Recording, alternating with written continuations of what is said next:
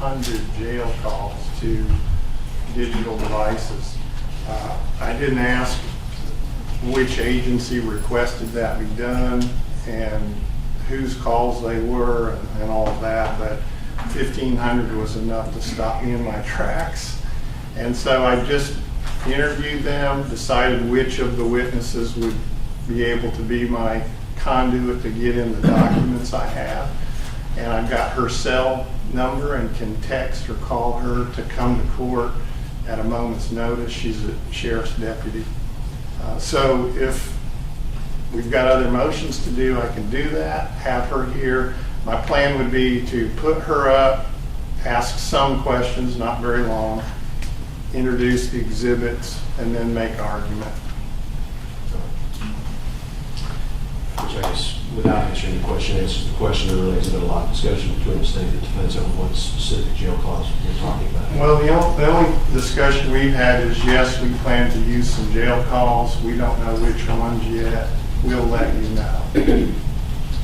And Judge, if Mr. Hogue intends on calling Stephanie Britt, who I believe is his intended witness, then the state would have no further witnesses. We do have some questions for Ms. Britt, and we would have at least one exhibit with her unless it's tendered by the defense. And we have argument, of course. Why don't we let her know that we'll get her immediately when we want some other things, but let's get the process moving. She may be in the courthouse. She told me she would be here today, but I needed to text her, so I'll call her and text her right now. Okay. And I believe she's here, Your Honor. Okay, so she's available. All right. Let's work through the details of that then. We're going to go sound for her. Well, think about it. Yeah, she's here. We're ready to move forward if she's here. I am. She's here, yeah.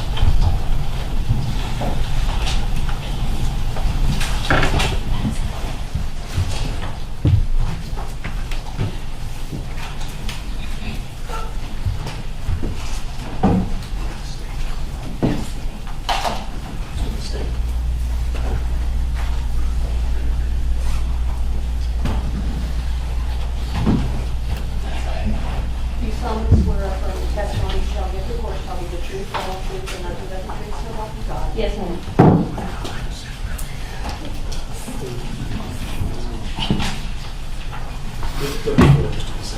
Good morning, Deputy Britt. Good morning.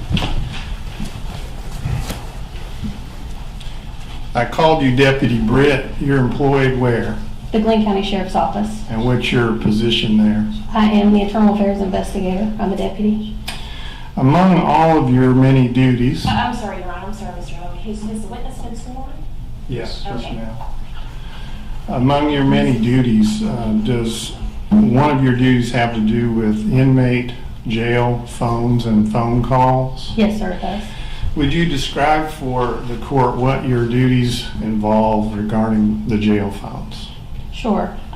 We receive requests from attorneys and from the police officers and from the district attorney's office in reference to jail phone calls. They send a written request for calls, and whatever calls they request, I download them and disseminate them to the officer or the attorneys. Okay. Are there policies and procedures written and maintained by the sheriff's office regarding the jail There are. phones? I'm going to show you some documents here. I've provided copies of these to the state, so you don't need me to show them to you again, I presume. Which ones in particular are you talking about? All right, I will show you. Just one moment, please.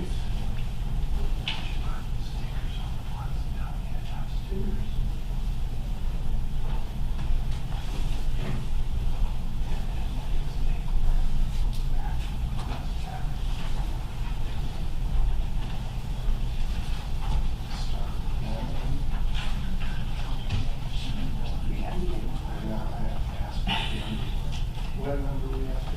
You should be getting 34.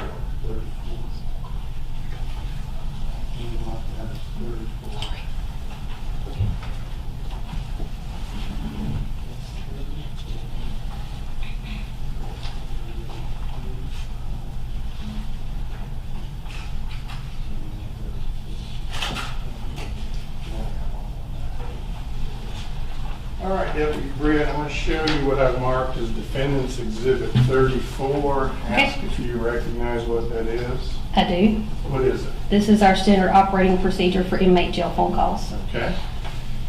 And showing you Defendant's Exhibit 35, do you recognize that? Yes. What is it? This is the policy pertaining to inmate telephone calls. All right. Show you Defendant's Exhibit 36, and you recognize that document? Yes, this is the inmate handbook. All right. And I tender in the evidence Defendant's Exhibits 34, 35, and 36. No objection from the state. Very good. All right. I'm going to show you what I'm going to mark as Defendant's Exhibit 37.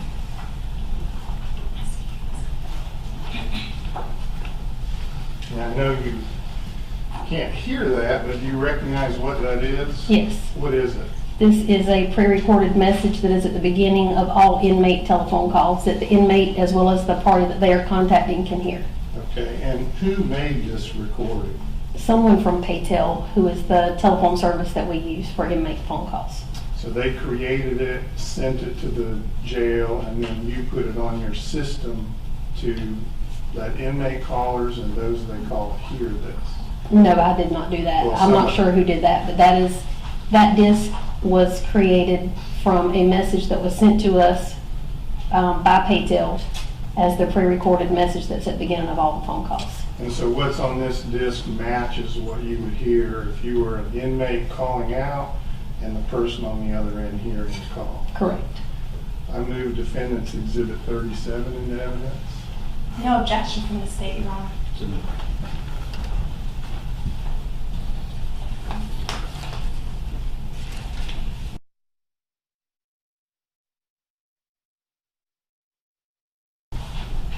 Yeah, I'm putting numbers on as we go. I didn't expect to be first up, but I'm close. This is the last batch. Your Honor, while he's doing that for the record, I believe this is one of the motions we formally joined in writing. Mr. Member. I want to make that clear, we joined, although the state has not indicated that they have any phone calls to use with Mr. Bryan yet. But I have an abundance of caution. This has been adopted.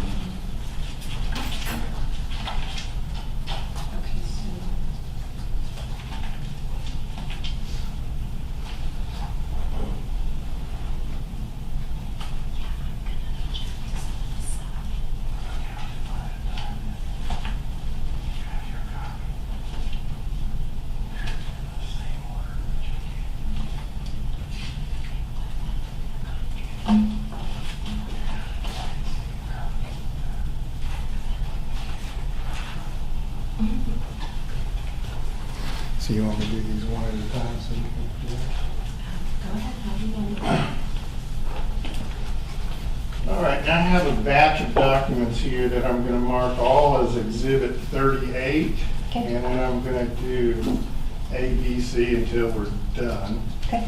So I'll hand you Defendant's Exhibit 38A. Do you recognize that? I do. What is it?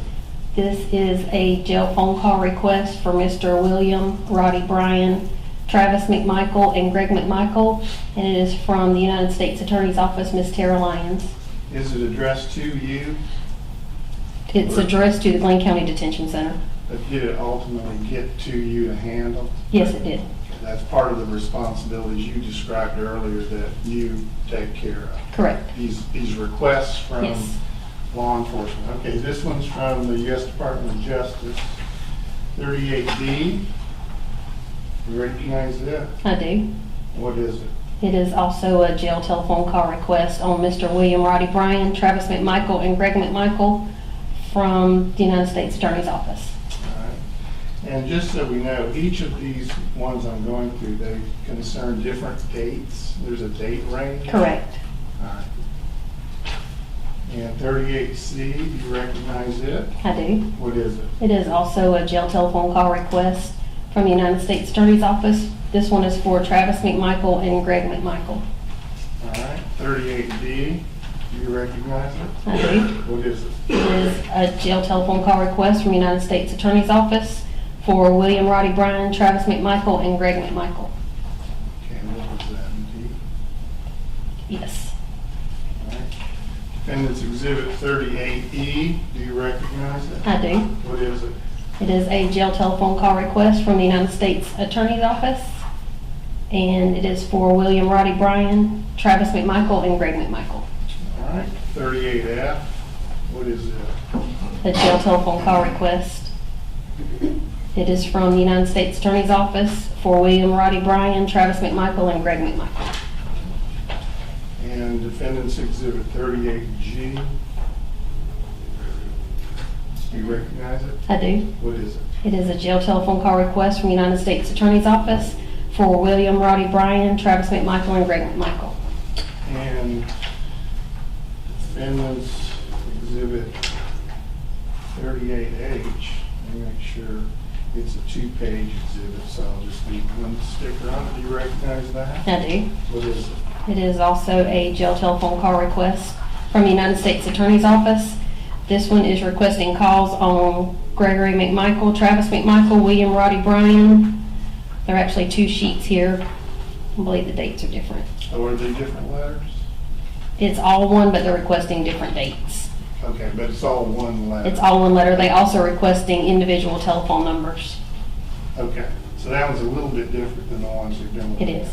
It's asking for jail phone calls that have been recorded, but now also looking for specific numbers called by the inmate. Correct. Okay. And 38I, do you recognize that? I do.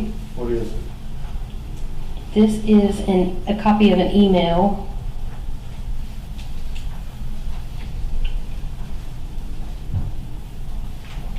requesting jail telephone calls. And who's it from? This is from Tara Lyons with the United States Attorney's Office. So it's similar to the others, it's just an email form? Correct. Okay, thank you. And Defendant's Exhibit 38J, you recognize it? I do. What is it? It is a jail telephone call request from the United States Attorney's Office for William Roddy Bryan, Travis McMichael, and Greg McMichael. All right. And that one's J. And Defendant's Exhibit 38K, do you recognize it?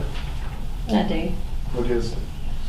This is something that I typed up in reference to a telephone call from GBI agent Marcus Griffin requesting a duplicate copy of jail telephone calls. Okay. And Defendant's Exhibit 38L,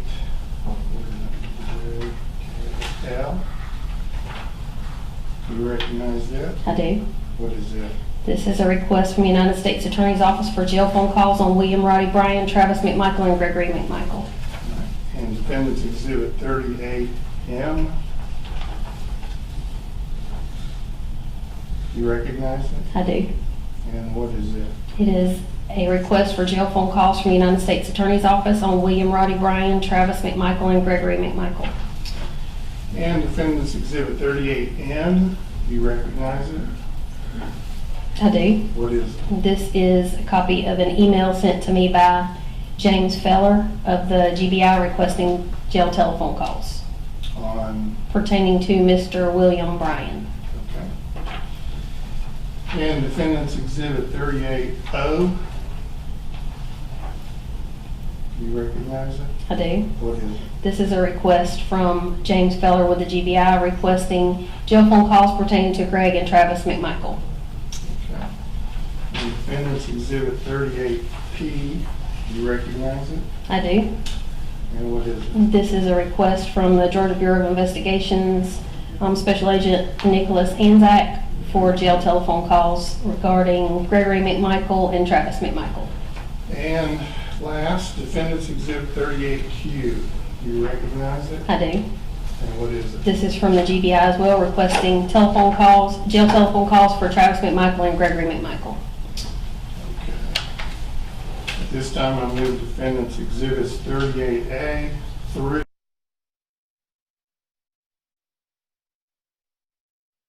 Clear. There's also a document, it was an email sent from Deputy Britt. I just want to make sure that's not included in any of Mr. Hoag's exhibits. Is that all? You can just tell me.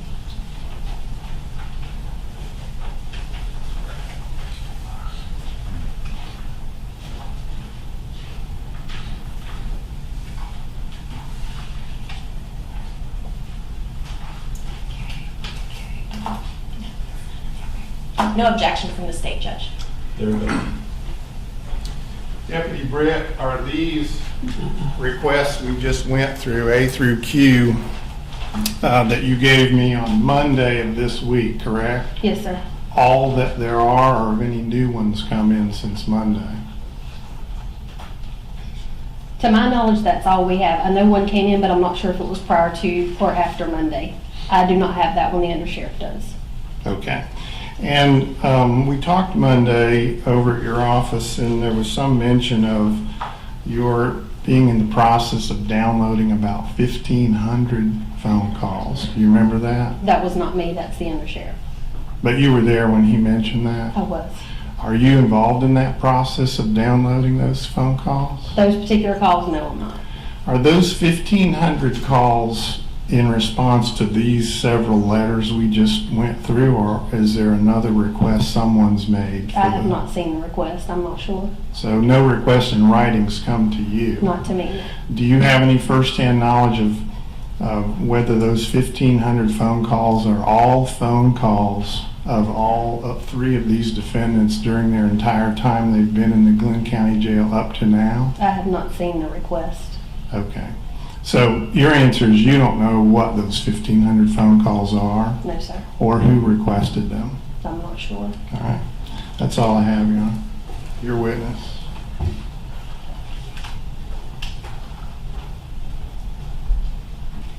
Good morning. Good morning. I guess you can just leave it. Thank you. Now, Deputy Britt,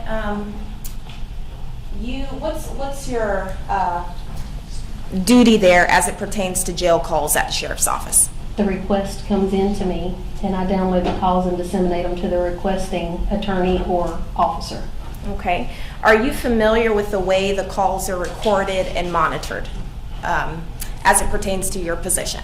I know they're recorded by Paytel, Okay. and I have an icon on my computer that's directly related to the internet, and I download the calls from there. Okay. And have you listened to jail calls before? I have. Okay. Are you familiar with the recording in the beginning of jail calls, I am. essentially notifying inmates that they're being recorded? I am. Okay. Judge. Which the exhibit was that exhibit, Mr. Hunt? The CD? I think it's with the court reporter. Okay.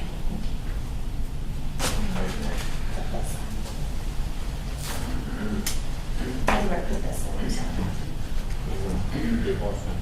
Okay. So let's do this. Judge, we actually have a duplicate in the state's file of that very exhibit. I don't believe there's a way to play the CD that Mr. Holt just tendered. Would the court object to us playing that duplicate? Does the defense have any objection to it? No. Okay. So Judge, without objection at this time, I would like to play that duplicate of Defense Exhibit 37. Okay, go ahead. Thank you.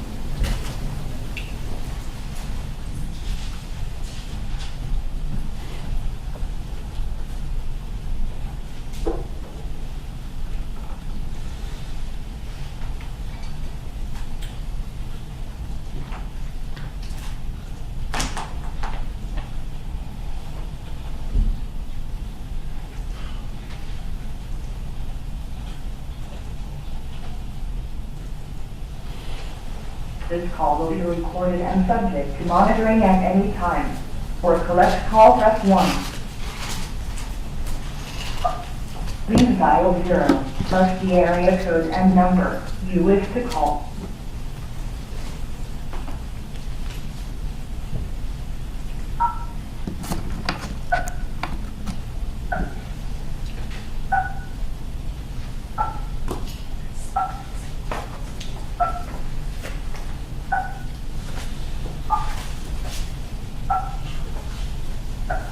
Please give your first and last name clearly after the tone.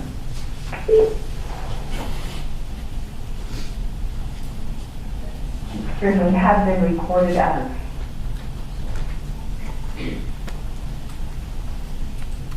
To record your name again, press 2.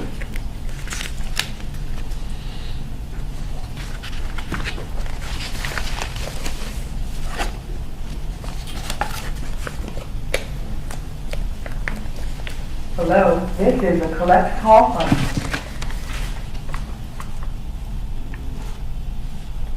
an inmate at Glynn County Detention Center with telephone service provided by PayPal Communications.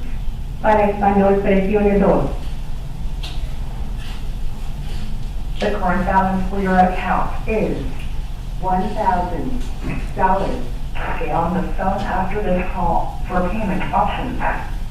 To receive information about new affordable permanent rates, press 2. To accept this call, press 3 now.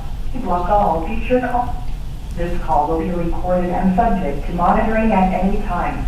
You may begin speaking now.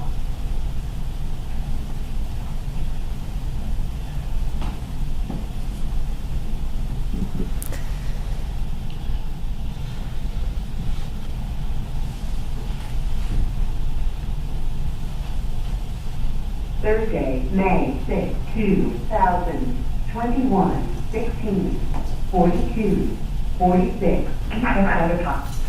So Deputy Britt, it actually says on that recorded message multiple times that the calls are being recorded, correct? Yes, ma'am. Okay. Now, Mr. Hope tendered the inmate handbook through you. I'm going to show you what's been tendered and admitted as Defense Exhibit 36. Go ahead and look at that. Okay. Now, do you see the portion there in that handbook that pertains to telephones there at the jail? Yes, ma'am. Can you just read that paragraph for the court, please? Sure. Inmates will be provided access to prepaid or collect call telephones in the inmate housing areas and in the booking area. All calls made from any of the inmate phones are recorded and subject to being monitored by GCDC staff to detect illegal activities, and information obtained in the recording may be used as evidence in court of law in the court of law against you.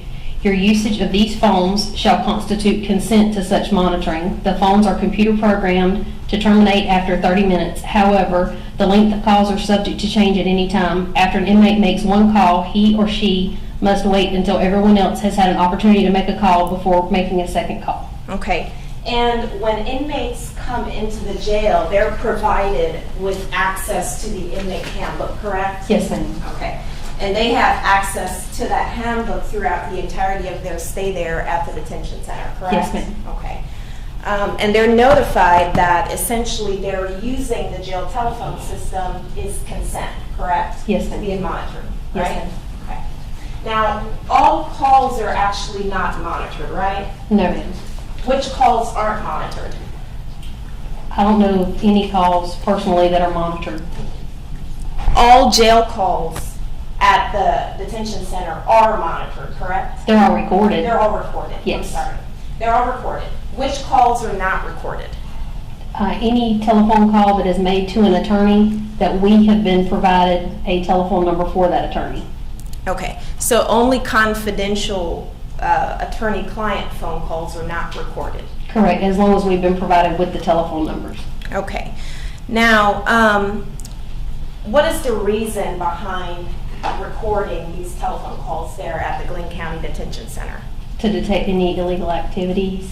Okay. And also, is it also for maintaining the security of the jail? Yes. Okay. Are you guys concerned with making sure no contraband, meaning guns or weapons or drugs or other contraband, comes into that jail for Yes, ma'am. security purposes? Okay. And are you also concerned about conversations about maybe gang affiliations Yes, going ma'am. on? Okay. Now, is the inmates, do they have a right to use those telephones there at the detention center? Pertaining to contacting their attorneys, yes. Okay, But otherwise, isn't it true that it's just a privilege that you guys extend to the inmates there at the detention center? That's correct. Okay. And do you all have sanctions or a sanction grid that you use when they misbehave there at the detention center? We do. Okay. And are phone calls subject, or phone call privileges subject to being taken away if, say, an inmate were to misbehave? They are, with the exception of contacting their attorney. Okay. Now, how many inmates do you guys currently have there at the detention center, Deputy Britt? So I have, on average for this year, we have had about 410 inmates on Okay. average. And are you familiar with how many people there at the detention center in terms of staff are they actually have clearance to record and listen to these jail phone calls? I do. Okay, how many?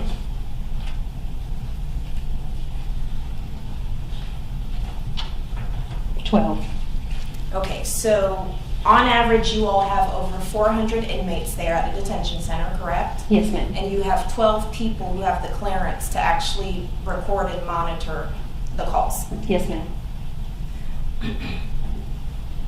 Now, in addition to your duties as it pertains to the jail phone call system, do you do other things there at the detention center? I do. What else do you do? I do all the internal affairs investigations. I do some outside investigations. I assist with transports of inmates to doctor's appointments, to court, to prison, 1013s, which are mental health patients that we pick up and carry to mental health facilities. Okay, so you're not at the computer day in and day out, just dealing with the jail recording system for the phone calls, correct? No, ma'am. Now, the other people who you mentioned who also have the clearance to do this, do they have other duties as a part of their jobs there at the detention center? Yes, ma'am, they do. Okay, so they're not just sitting at the computer recording and monitoring jail phone calls all day, correct? Correct. Do you all have the manpower to do that? No, ma'am.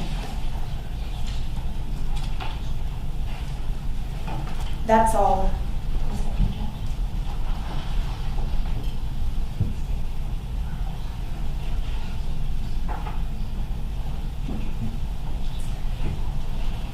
So, Deputy Britt, some defendants don't use the phones, correct? That's correct. Okay, so some choose to talk on the phones, right? Yes, ma'am. And some choose to not talk on the phones. Correct. You all at the jail don't force them to talk on the phones, correct? No, ma'am. Okay. That's all I have, Your Honor. One redirect. Deputy Britt, you mentioned that there were phone numbers you can put into your system that the system then will not record calls between the inmate and that number. That's correct. And right now, those numbers are the attorney's phone numbers, right? Correct. How about spouses? Do you take the numbers of the inmates who are married and then put those in the no record? If the spouse has requested that the inmate not be able to contact them, yes. Okay, that's a little different issue. Suppose the spouses do want to talk to each other, and an inmate says, I want to give you my wife's phone number, don't record our conversations. What do you do? That number will still be recorded. Okay, that's all I have. I understand there's no additional evidence. I'm sorry, any follow-up on that? No, Your Honor, may she be excused. Well, If she's the- my I'm sorry. May she be excused, Your Honor? I love the formality. Yes, you can step down. You are excused. Any additional evidence? No, Your Honor, the evidence is closed. Anything from the state beyond what's been presented? No, Your Honor, just argument.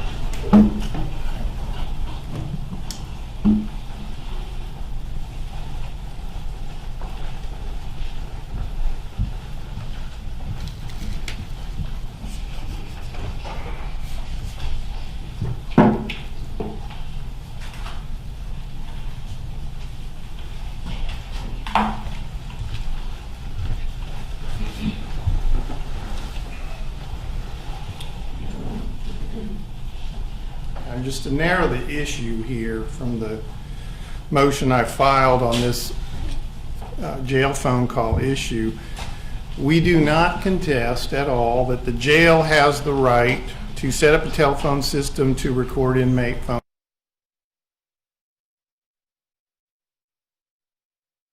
Every inmate phone call except for privileged ones, and that they can monitor those phone calls, the non-privileged ones, either in real time if they so choose, or by monitoring the recorded calls at whatever time they choose. So that is not an issue here. What's at issue in the motion is that when a law enforcement agency or prosecuting arm of the state, or in this case even the federal government, but our concern is the state, requests those jail phone calls from inmates, that's what the motion addresses. I've got 4 arguments against the admissibility of these phone calls at trial. First one is due process under the 14th Amendment of the United States Constitution. The clause that says, no state shall deprive any person of life, liberty, or property without due process of law.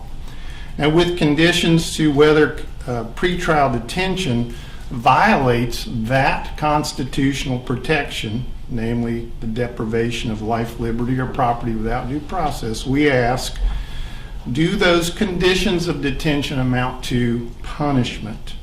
That's the question from the U.S. Supreme Court case of Bell v. Wolfish, 441 U.S. 520, 1979. The condition, that is the condition to ask whether it's punishment or not, is the use of recorded jail calls to incriminate a defendant for the case for which he is being detained. As you heard on both direct and cross of Deputy Britt, and in the documents admitted into evidence, the jail's purpose in doing these recordings is to detect, one of their purposes, is to detect illegal activities. And again, that's outside the purview of my motion. An illegal activity would be one that the inmate is engaged in the phone call. That could be the ordering of contraband to be delivered to the jail, the intimidation or influencing of a witness, perhaps some sort of plot to escape from the jail, or any number of other crimes that could be planned or being committed in the phone call. That's what it means to detect illegal activities. It is not an illegal activity to talk about your pending case with family members or friends on a phone call and say whatever it is you wish to say about your pending case. That doesn't amount to an illegal activity, like intimidating or influencing a witness. So what we're talking about is to draw a distinction between the jail's legitimate regulatory restraint from punitive measures. Obviously, the jail has a legitimate regulatory interest in recording inmate phone calls for the reasons that have been brought out here today. Inmates in there plotting to do illegal activities.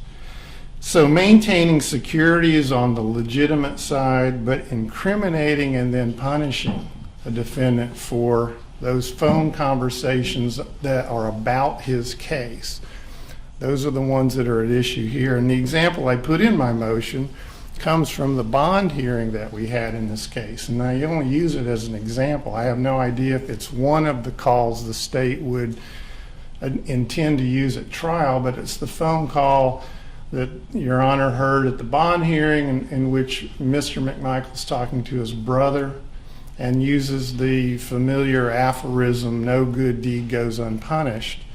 The state portrayed the meaning of that to be the good deed is the killing of Ahmaud Arbery. Being punished for it is what's happening by being charged and incarcerated, which is not what Mr. Mcmichael meant. He meant patrolling his neighborhood and trying to capture someone suspected of crimes in the neighborhood as the good deed, the being punished for it was then being charged with murdering him and being. So it was a jail phone call used in that case legitimately by the state, I concede, at a bond hearing. But at trial, to use that or any other phone call they might find like that, where it's an interpretation of an inmate's conversation with someone used to incriminate him, which then could lead to his conviction, which would then lead to his punishment, we argue is a violation of due process under the 14th Amendment. That's argument one. Argument two, still under the 14th Amendment, is the Equal Protection Clause. Here the 14th Amendment states that no state shall deny to any person within its jurisdiction the equal protection of the laws, meaning all persons who are similarly situated must be treated alike. If they are similarly situated and treated in a disparate way, that is a violation of the 14th Amendment Equal Protection Clause.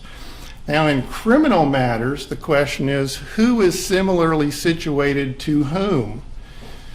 Well, we're looking at individuals charged with crimes. And under Woodard versus the state at 269 Georgia 317, a 1998 Georgia Supreme Court case, the people who are in a similar category are individuals charged with the same crime. So not all inmates are similarly situated, but all inmates charged with the same crime are.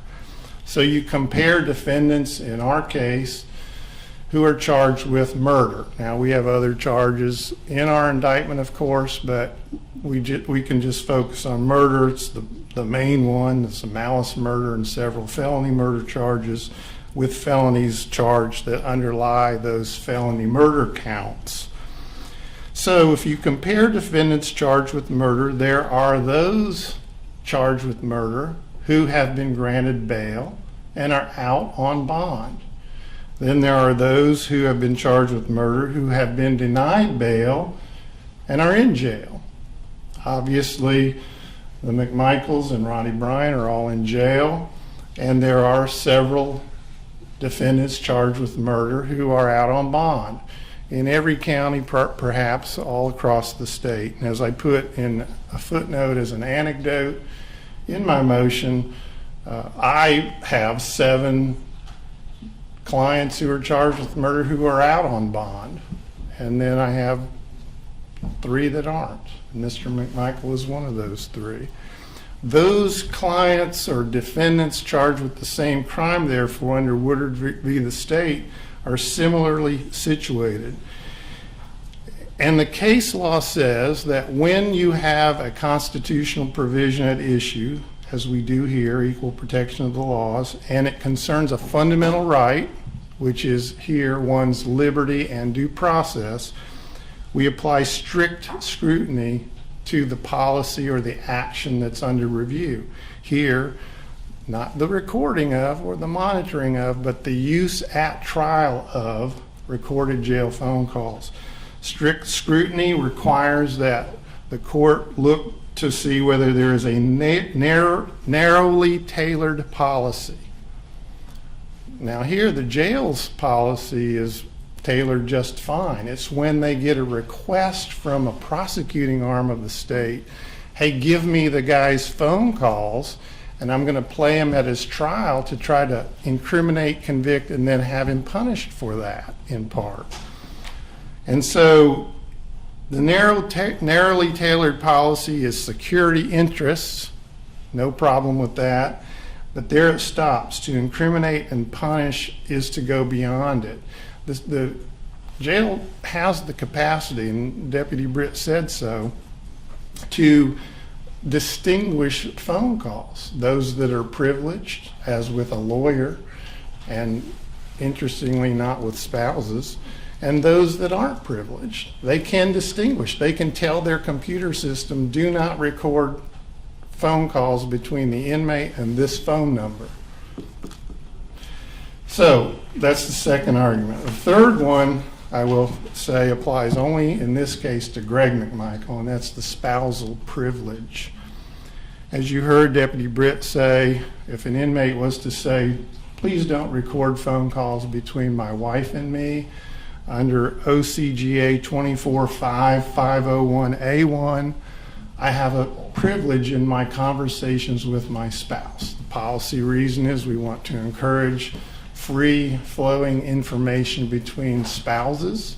We don't want them to have their conversations recorded and then publicized to the world. We want to encourage them to talk. But in this case, even if Mr. Mcmichael or Ms. Mcmichael had said, don't record our calls, the jail would have said, no, too bad, we're going to record them anyway. And they say that they're doing this to detect illegal activities. And here you've got two spouses talking about his situation in the jail and the case. And our case law says under Huerta Ramirez versus the state, A20A 1312, an October 15, 2020 opinion, that the spousal privilege is as sacrosanct as the attorney-client privilege. So here, none of the phone calls between Mr. Mcmichael and his wife, Lee Mcmichael, there's been no waiver of the privilege. Just by using the phone to talk to his wife is not itself a waiver. He has to voluntarily and knowingly waive it. And even if he had said, hey, I know the law, or he got a lawyer to say to the jail, I know the law, I don't want my spousal privilege waived, and we got a statement from Lee Mcmichael to say it, they would have rolled right over that and recorded them and handed them over to the state anyway. The last argument I have against the use of these phone calls is the Fourth Amendment. Now, I will concede that the case law is mostly against me on the Fourth Amendment issue, but I want to point out one toehold that I believe does give us an argument, at least, for the court to consider and rule upon concerning whether the use of these phone calls does violate Mr. Mcmichael's and the other defendants' Fourth Amendment rights to privacy.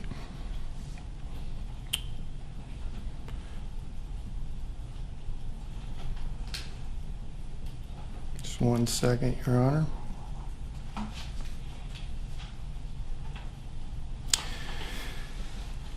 The case law in Georgia, particularly from Preston v. State 282 Georgia 210, a 2007 case, clearly establishes that an inmate has no legitimate expectation of privacy in the contents of outbound recorded jail phone calls.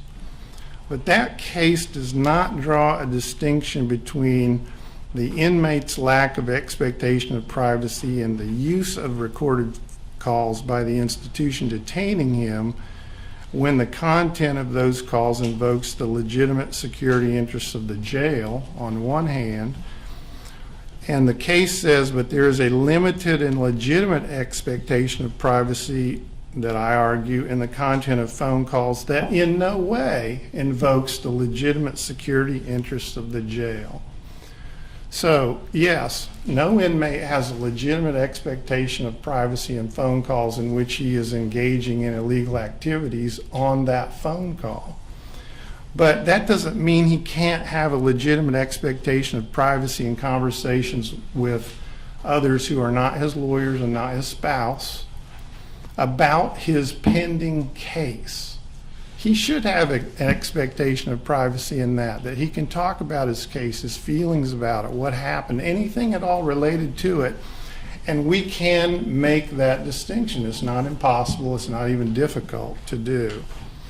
So my last argument is this legitimate expectation of privacy that is not complete and total, and I have an example of that with mail, I concede, but I use it as an analogy because there is no case on point that I could find that says that there is absolutely no expectation of privacy in any phone call an inmate makes under any circumstances. I don't see any case that goes that far.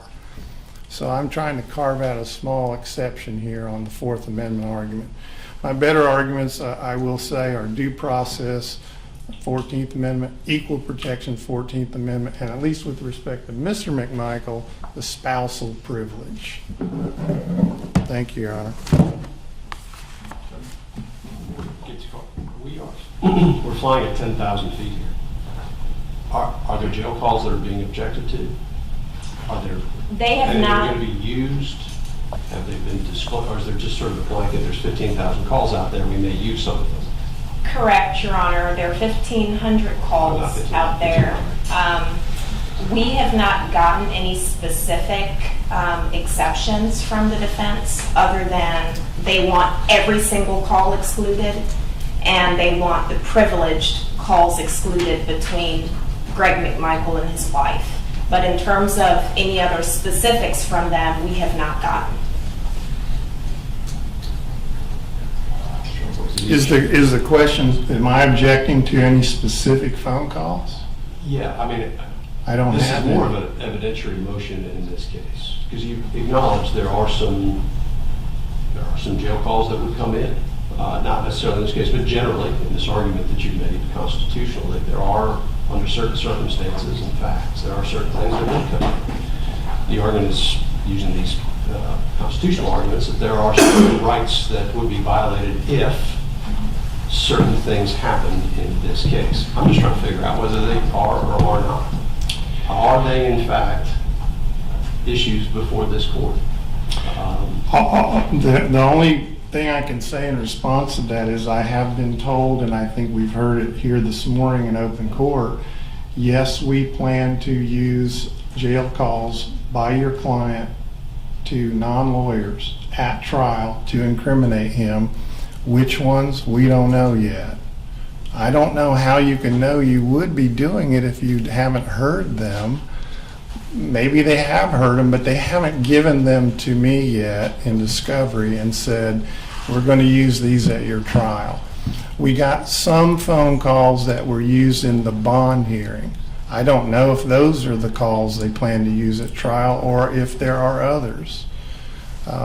I don't know if the state's even had any chance to go through these phone calls to make that decision yet. So in some way, the motion should stay alive. It doesn't need to be, I mean, it could be ruled on today by saying no matter what phone calls you find, you can't use them at trial against these defendants because of these arguments I've made here today.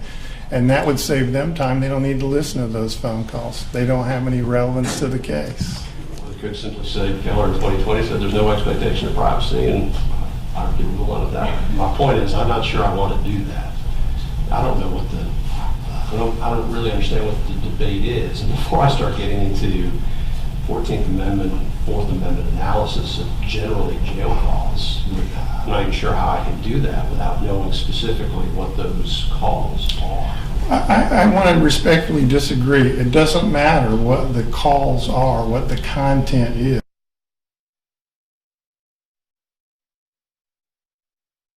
To incriminate the defendant, no matter what it includes, then they will want to authenticate it and introduce it in their case in chief or in cross at trial. My argument says no matter what's on that phone call, this argument says you can't use it. It violates the defendant's constitutional rights in at least 2 and possibly 3 ways, and violates, in Mr. Mcmichael's case, his spousal privilege that has not been waived if the phone call's between him and his wife. So the content of them really doesn't matter to the ruling on this motion. So long as the state plans to use it, they think it's relevant under 401, then my motion applies to that jail phone call, no matter what's on it. If it was another crime being committed, okay, use it. And, Your Honor, the state agrees with the court that really this is an evidentiary issue that should be settled by the statutory law that we have in the case and also the rules of evidence, namely 401, 24-401, 403, maybe the hearsay provisions in the rules of evidence and also the privilege positions. But I'll go ahead and just tackle the due process argument, the equal protection argument, and the Fourth Amendment argument. I would say to the court that the state does not intend to use jail calls between Greg Mcmichael and his wife because we would contend that we would agree that they are privileged phone calls unless and until they become relevant for impeachment purposes if Mr. Mcmichael were to testify or his wife were to testify. But essentially, Judge, for just the basic understanding of the due process clause of the 14th Amendment so we can know what we're dealing with here, of course, the due process clause is one clause, but it protects two different things. So we have procedural due process, which is essentially, of course, your day in court, notice a hearing and an impartial judge.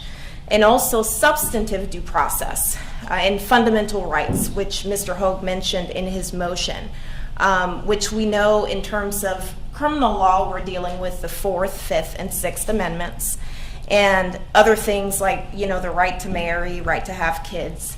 Only fundamental rights need strict scrutiny. And we would contend that here the court does not need to go through the strict scrutiny analysis because there's no fundamental right here. And I'll get into that more when I tackle the Fourth Amendment argument. But we would contend that the proper test for the court in this case is the rational basis test.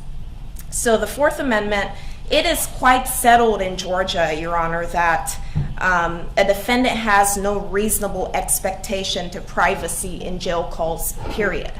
Other than, of course, those jail calls pertaining to confidential conversations between a defendant and his attorney, his or her attorney. I want to point the court to three cases. The first one is Rogers v. State. That's 290 Georgia 18. It's a 2011 case. In that case, the defendant challenged the use of his recorded jail calls at trial.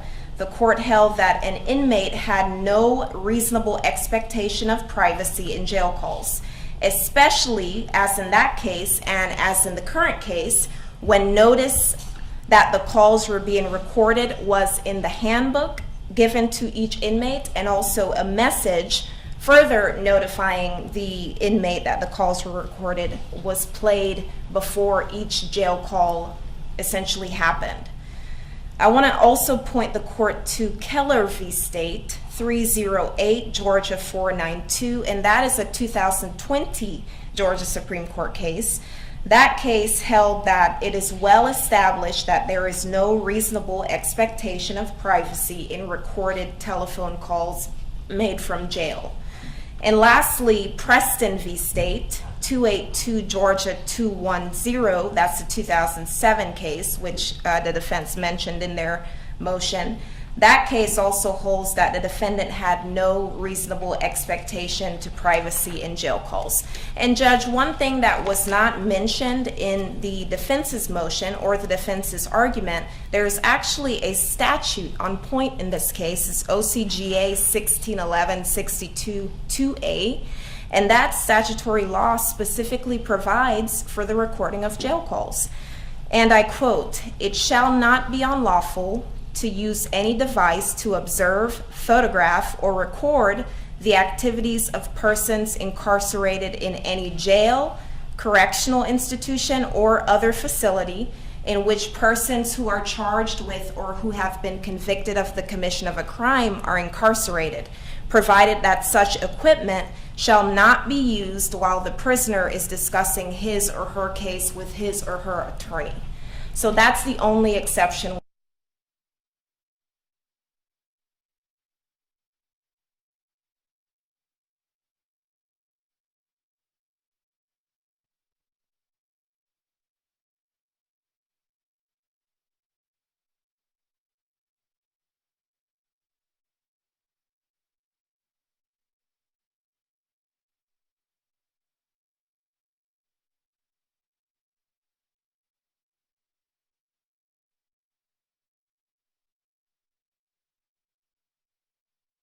in the handbook that them using the jail telephone call system constituted their consent to being monitored and recorded.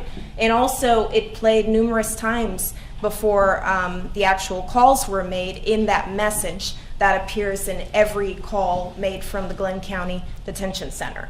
So we would argue that consent also applies here. So there's no Fourth Amendment issue here for the court.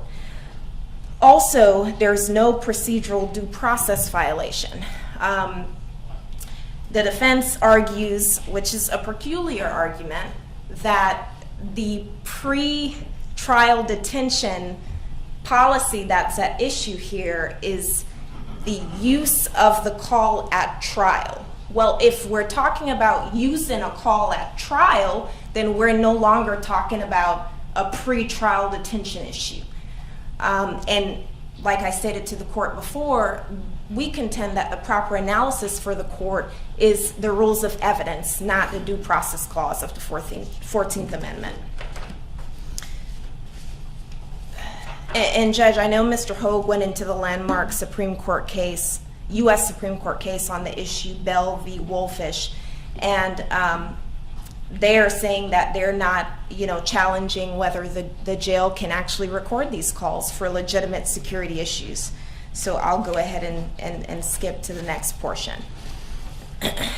Another thing that came up in Deputy Britt's testimony is the fact that this is a privilege when you're in jail. They're not required to give you access to telephones because you're confined pre-trial. And there is absolutely no right to talk on these telephones at jail. It's a privilege and a courtesy given to defendants. Some defendants choose to use it, while other defendants choose to not talk on the telephone. Thus, the jail calls should not be categorically excluded based on due process grounds. Also, we don't believe there's an equal protection issue here. The due process clause and the equal protection clause of the federal and state constitutions, they protect only rights. They do not protect mere privileges. And we contend that that's what we have at issue in this case. There's actually a case, Woodard v. Lawrence County, site 265, Georgia 404. That's a 1995 case. And the court there said that the due process and equal protection clauses only protect rights. They don't protect privileges. And here there's no right to jail calls. There's just no right at all to it. It's a privilege. So because of that case, we shouldn't even get into an equal protection analysis, Judge, because equal protection just does not apply. I would like to point the court to something that the defense argued in their motion. They cited two cases. Those cases actually argued statutory issues. The first one, the defendant challenged the statute, the trafficking methamphetamine statute, under the due process clause. Under the equal protection clause. The second case, the defendant challenged the child hearsay statute. Here, we don't have a challenge to a statute. It's not like the defendants were coming here and challenging the statute that allows us to record these jail calls. They're challenging an actual policy. So those cases cited by the defense are not analogous here, and the court should not, take those into consideration because they're just not analogous. There's no challenge to a statute here in this case, just policy. So at the outset, a jail has no capability or authority to monitor the calls made by people who are not incarcerated in that jail. So in terms of talking about whether out-of-custody defendants and in-custody defendants are similarly situated for the purpose of an equal protection argument, we would argue that they're not. It's not just based on the statute that they're charged with. I don't believe every murder defendant is similarly situated just because they're charged with murder, not in this case, because the challenge is to a policy and not the actual murder statute. So an equal protection violation can occur only when the government draws a classification between similarly situated parties and treats one class differently from the other. If the parties are not similarly situated, there can be no violation of equal protection. Here, the defendants are not similarly situated because some are out of custody and some are in custody. Now, in this case, this court heard arguments during bond hearings and determined that under the bond factors outlined in 1761E1, the defendants were not a good risk on bond because they posed certain risks outlined in that statute. Other courts might decide, and Mr. Hogue brought up some of his defendants who are out on bond. Well, the judges in those cases determined that maybe those defendants posed better risks out on bond. So they're just not similarly situated, being in and out of custody.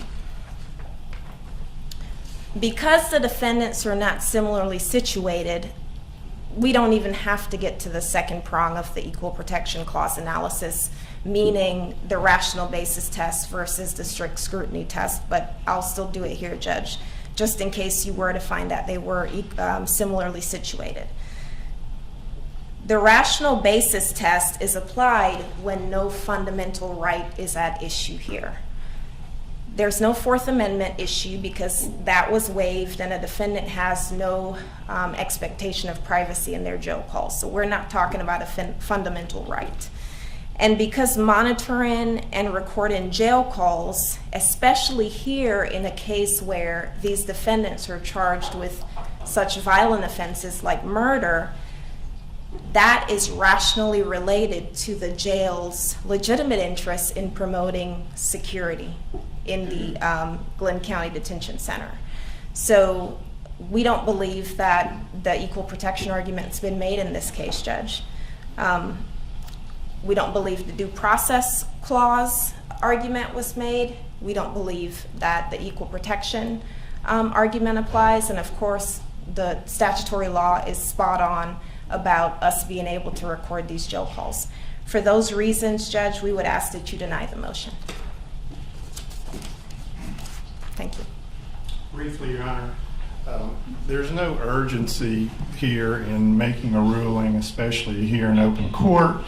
So I want to encourage the court to do what I did not take the time to do during the hearing, and that is read from the exhibits I introduced. But if you look at the policy and procedures at 4.5 and 4.6, that's where the jail talks about why we're going to record phone calls. And it clearly lays out the legitimate security interests of the institution, with which I have no objection. And if you'll read the jail handbook and listen to the recording that's been introduced at your leisure, Your Honor, you'll see that all of the warnings are for the detection of illegal activities, telling inmates if you're committing crimes on the phone, we've got you on recording and you're going to have to hear about that later. So this is a nuanced argument. I implore the court to take time with it, look at the exhibits. It's a novel issue. I don't think there's any case in Georgia yet that has been raised in quite this way. So I won't argue any further, didn't read from those exhibits, but I asked the court to take the time to look at those. Thank you. Court will take a matter under advisement. All right. I need a bathroom.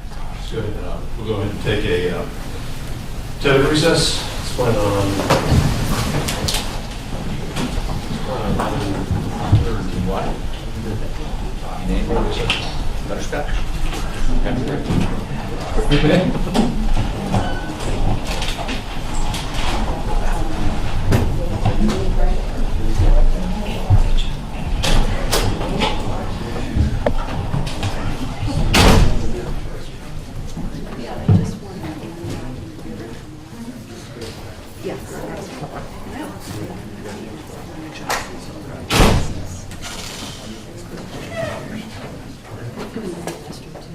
Come back here.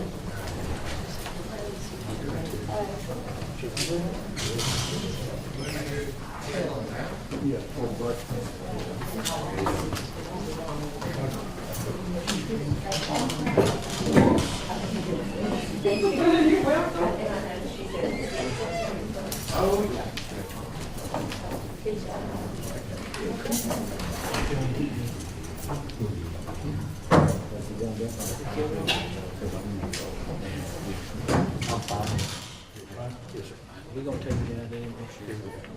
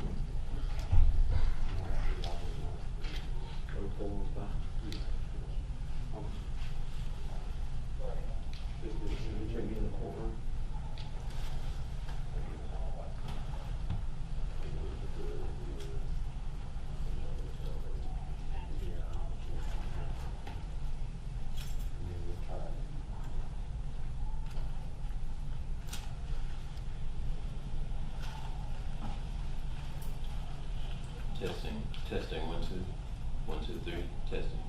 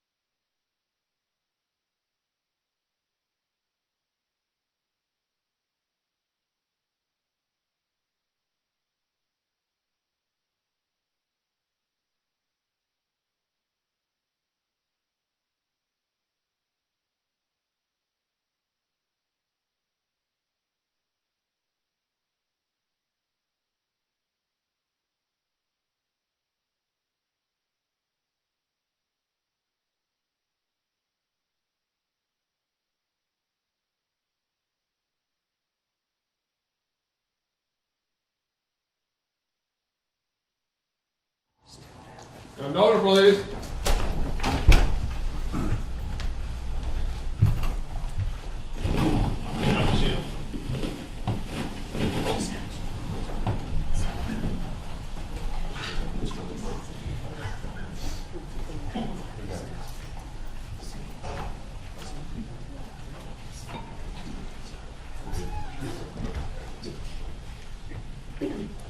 All right, we're back on. I don't see Mr. Sheffield.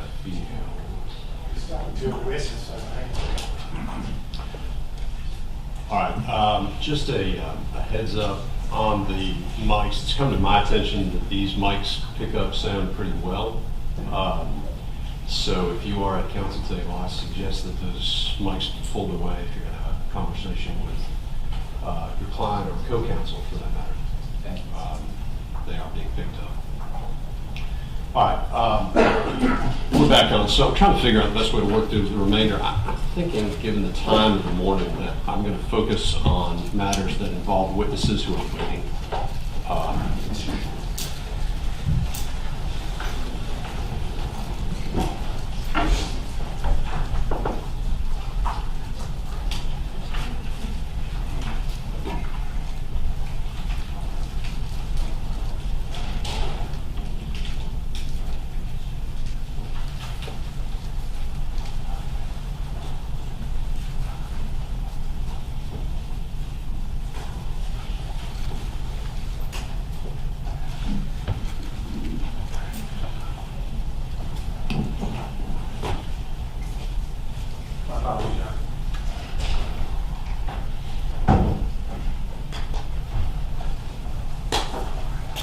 Yes, sir.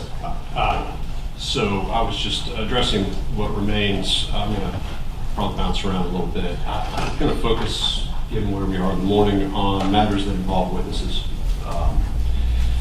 So let me start doing that. First, there's probably some witnesses that are waiting on this. We need to get addressed on the record. Matter that came up yesterday with regards to the mental health issues of Mr. Arbery. Spent some time last night and this morning working through this issue to try to figure out the best way to approach it. And let me tell you where I have landed on it.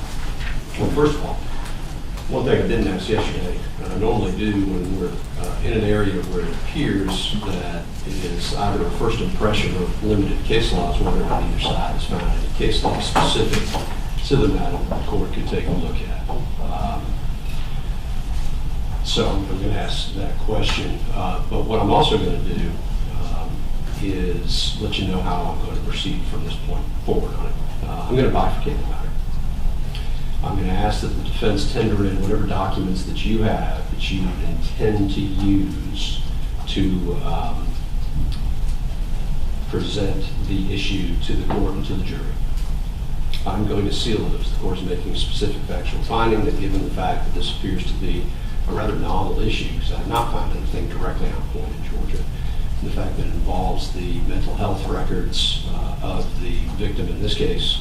The question is the court has about privilege 403, 404, 405, and maybe even 401.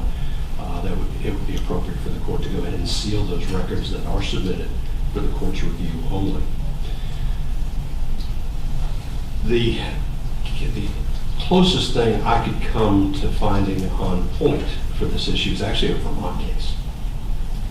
And it is it's interesting because it's a case that actually was going to be remanded back down to the trial court because of a jury charge issue. And after the court had gone through its analysis of the jury charge issue, it brought up the fact that the trial court had reviewed the mental health records, or some mental health records, of the victim in that particular case, and it made a ruling. And the court ultimately, I guess if you look at the language, it looks like because the case was going to be remanded, the court requested the trial court to analyze that issue under a very general set of rules that the court had pulled together in Vermont. Now, a couple issues with this. One, I have not looked through the rules of evidence in Vermont. I do not know them, and I don't pretend to be an expert on them. But this opinion does address 401, 403, 404, 405, which tells me that they at least have a nomenclature close to ours, hopefully language close to ours. The case also addresses a self-defense matter in Vermont. Looking at it, it does not look like the self-defense law in Vermont is exactly the same as Georgia, but at least it's a thing to come with. And I'm going to point the parties to this because what I'm going to ask to do after these documents have been submitted under seal is for the parties to brief the matter. And you can use the analysis in this case, or you can use whatever analysis you wish to use. I just would like from the parties their explanation of what evidentiary rules would permit this type of evidence to come in. And then you'll see in this case too, just the documents or just the records themselves aren't the issues. The records themselves contain a number of different types of evidence. So this court, of course, doesn't get to that analysis. It tells the trial court to go ahead and do it. But it says lay out the types of evidence within this universe of documents that you actually think you can get in and why. So I go through all that because I don't think this case, obviously it's a Vermont case, and so this is Georgia. It's helpful in the sense that maybe it provides a framework for this court because, again, unless y'all give me something this morning that's on point in the state of Georgia, this is now going to be the second novel matter the court is looking at within the last hour and a half. Everybody understand what I have explained? I'll give you the site. I guess I could do that. It's a Vermont case, State versus Pulaski. I'm sorry, can you repeat that? I'll spell it. Bolaski, Supreme Court of Vermont. It's a 2014 case, 95 Atlantic 3rd, 460.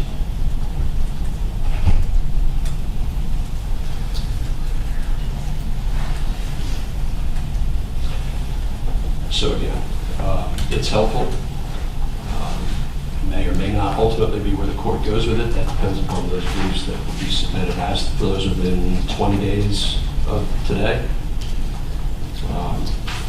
Any issue with that deadline from the state? No, Your Honor, but I do have additional case law and some other things to present to the court today. Okay. The issue with that deadline from the defense? Hang on. As to the evidence that's going to be submitted under seal. Yes, Your Honor, you've talked about documents. To reference, helps me have this up here because I think it can point us in the direction of where I'm headed. It will be records from the Department of Corrections that we have. That is the Department of Community Service. I apologize. Department of Community Supervision. Department of Community Supervision, the probation department that supervised Mr. Arbery and the 4-year relationship and the notes and thoughts and comments of the probation officer, as well as the statements being made by family to probation back and forth. So those are documents, yes. There will also be a 911 recorded call that the state agrees has been authenticated, but in terms of its relevance and all that, I understand the state wants to be heard on that. But we'll have a 911 call as well. We have all of the video evidence of Mr. Arbery in the community behaving in ways and interacting in ways that we feel, in addition to 404B relevance, it's relevant because it is thought and expression and behavior that we believe, our expert would say, is consistent with this diagnosis. So you'll have that, and I think you already have that. And we do have the medical records from Gateway. And we have the videos from within 220 Satilla that also shed some light. Satilla Drive, those are the intrinsic evidence in the case that we talked about that shed light. So we would want to be putting in video, audio, and documents. And then you have the testimony of our forensic expert to help draw the relevance down to February 23rd, 2020. What I'd like to do is set up just if I could get those documents, if you put them on a flash drive and submit them to the court. We have everything. What I'll do, in fact, if you could. Those are already labeled and on the flash drive that we have. Yeah, I'm just trying to figure out because I'm not here, and I'm trying to figure out how to logistically take care of this to review it.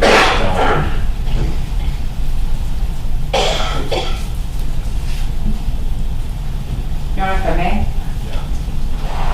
I would like to review what is given to the court. So I have an extra 32 gigabyte jump drive that we could use. We could put this on that jump drive, therefore it doesn't end up in the clerk's office with the other items on the defense jump Well, drive. that's what I'm thinking, is that it may be better for you to submit that and ship that to the court. I'll put a seal order together. I've got it. Then after I've had an opportunity to review it, then just seal everything into the record to the clerk. No issue there, Your Honor. So if we could just make a jump drive together, make sure the state knows what's on that jump drive. We'll have a copy. Another jump drive. And then what we'll do for the record is ultimately what the court has received from Mr. Sheffield will be sealed into the record with an order. Very good. Okay. I also have a response to the court's statement about cases, so it's the state's Actually, it's motion. It's interesting. Your response state's motion, so technically the state, go ahead. Thank you, Your Honor.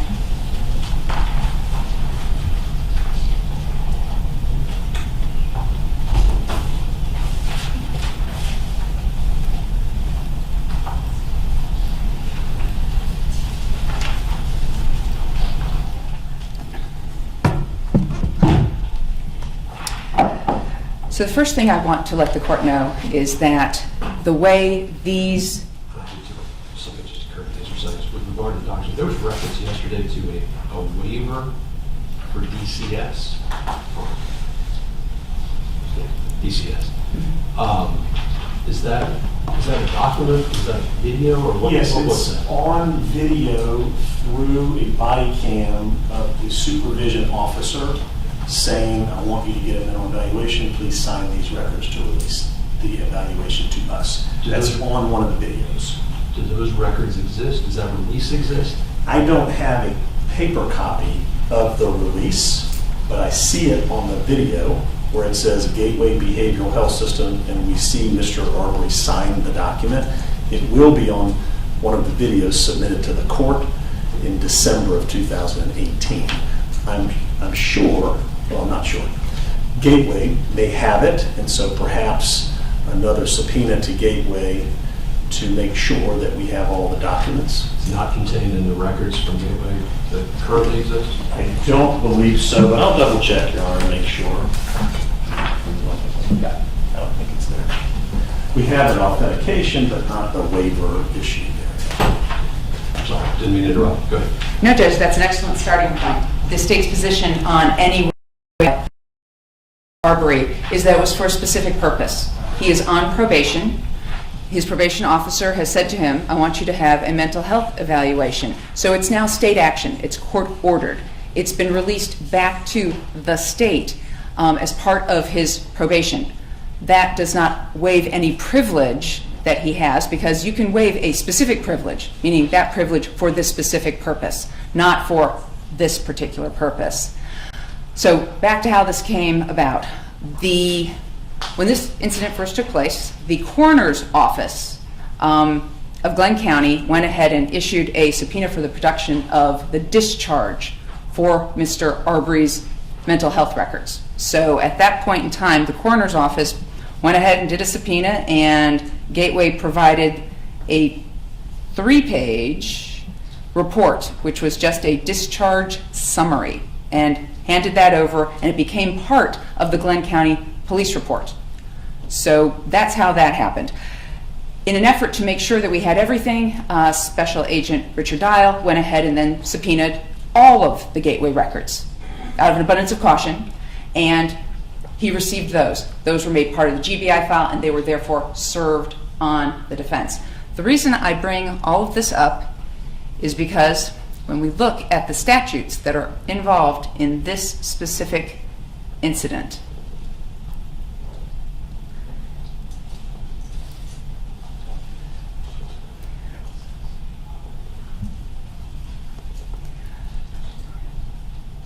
We have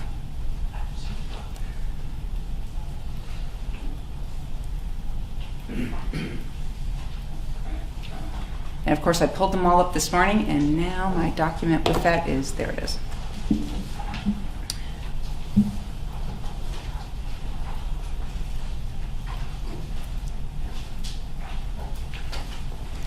First off, we have 24.5.501.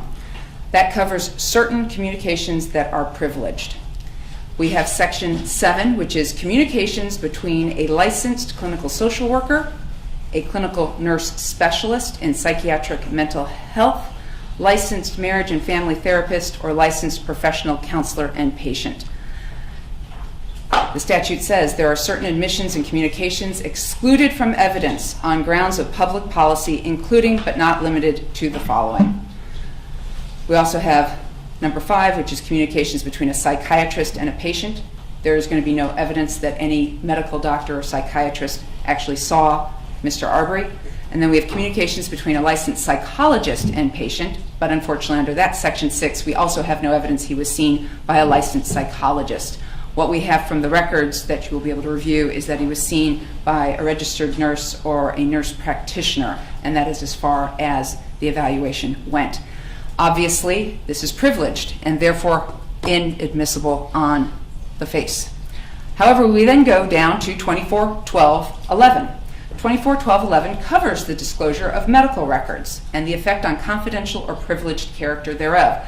And so what we have right there is the disclosure of confidential or privileged medical matter constituting all or part of a record kept by a healthcare facility, a nurse or physician, which of course would cover the gateway records, pursuant to laws requiring disclosure or pursuant to a limited consent to disclosure.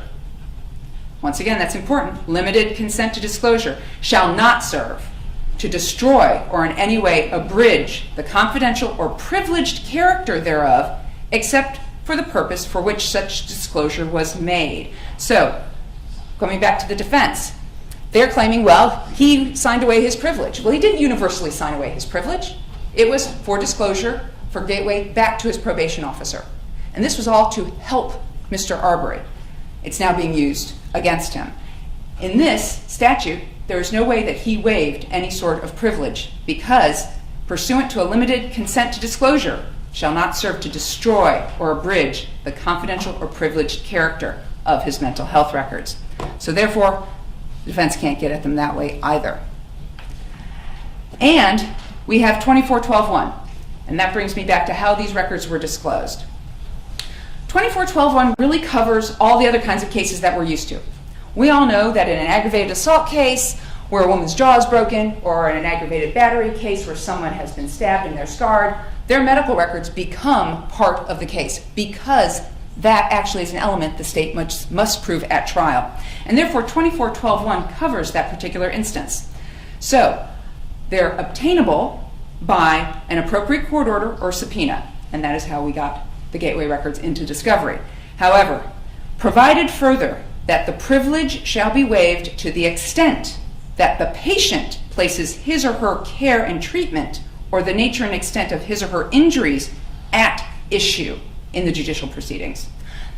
There is no way, absolutely no way, that Mr. Arbery has placed his mental health at issue in these proceedings where the issue is citizen's arrest and their claim of self-defense.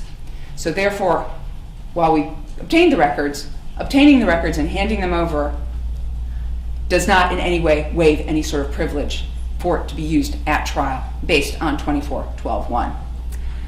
Now, of course, there's a number of cases, and the main case in the state of Georgia is going to be the Bobo case.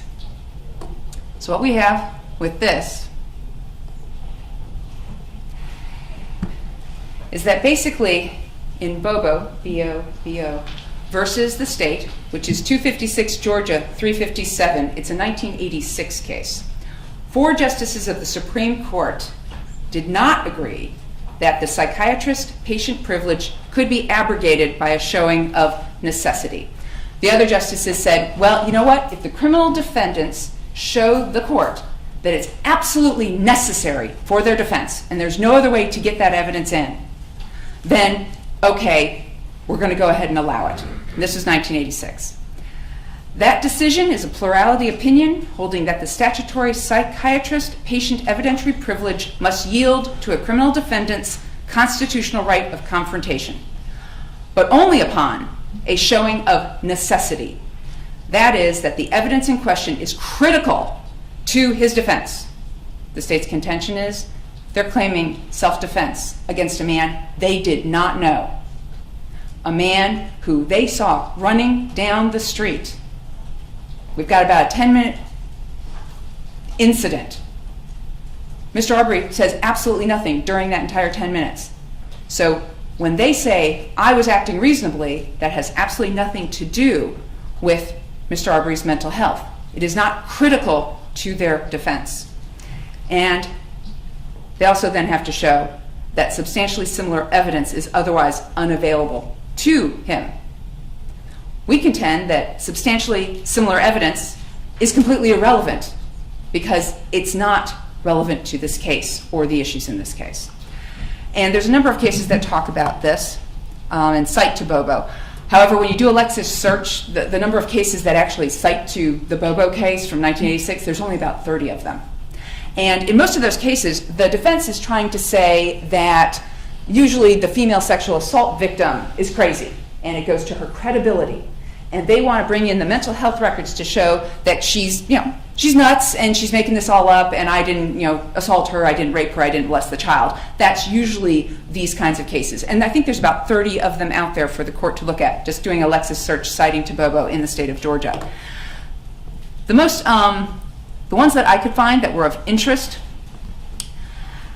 were first off Brown versus the state, 288 Georgia 364, which is a 2010 case. And at that point in time, the court did exactly what you're doing. The court said, okay, I'm going to do an in-camera inspection on these records. But at that time, the court was looking for any material which was exculpatory or which would impeach the complaining sexual assault victim's credibility.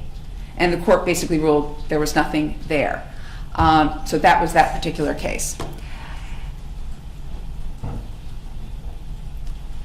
Then we have Easter versus the state, 322 Georgia Appeals, 183, which is a 2013 case. And that was partially, hey, we want the records. And the court said, listen, you have to make a prima facie case that you can actually show that you need these records, that these records actually contain something. You can't do a fishing expedition just to go through someone's mental health records.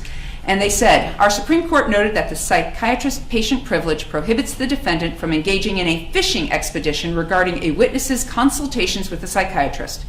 Therefore, a defendant cannot explore such evidence unless he makes allegations sufficient to establish a prima facie need for its discovery. Unfortunately, they, of course, already have the records and now are attempting to use it.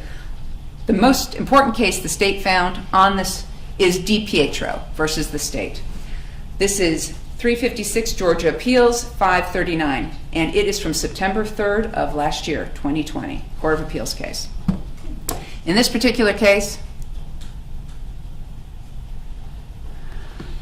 the court actually here, and this was out of Fulton County, the court conducted a preliminary hearing to determine the admissibility of the minor victim's mental health at the time of her outcry that she'd been sexually assaulted, which the defense sought to introduce to undermine her credibility and the reliability of her account of the allegations. At that point in time, they, of course, cited to Brown versus Howard, 334 Georgia App, 182, a 2015 case, that Georgia law provides several privileges related to mental health, which collectively are referred to as the mental health privilege.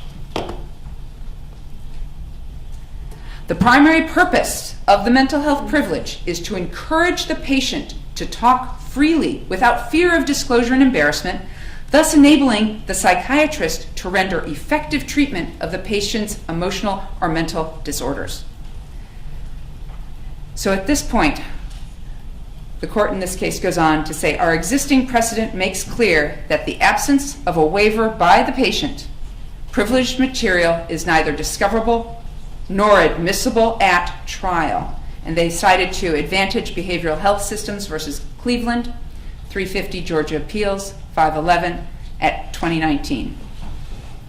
With respect to waiver, Georgia law provides that the mental health privilege is held only by the patient, and therefore only the patient may waive it. Newman versus the state. 297, Georgia 501, 2015.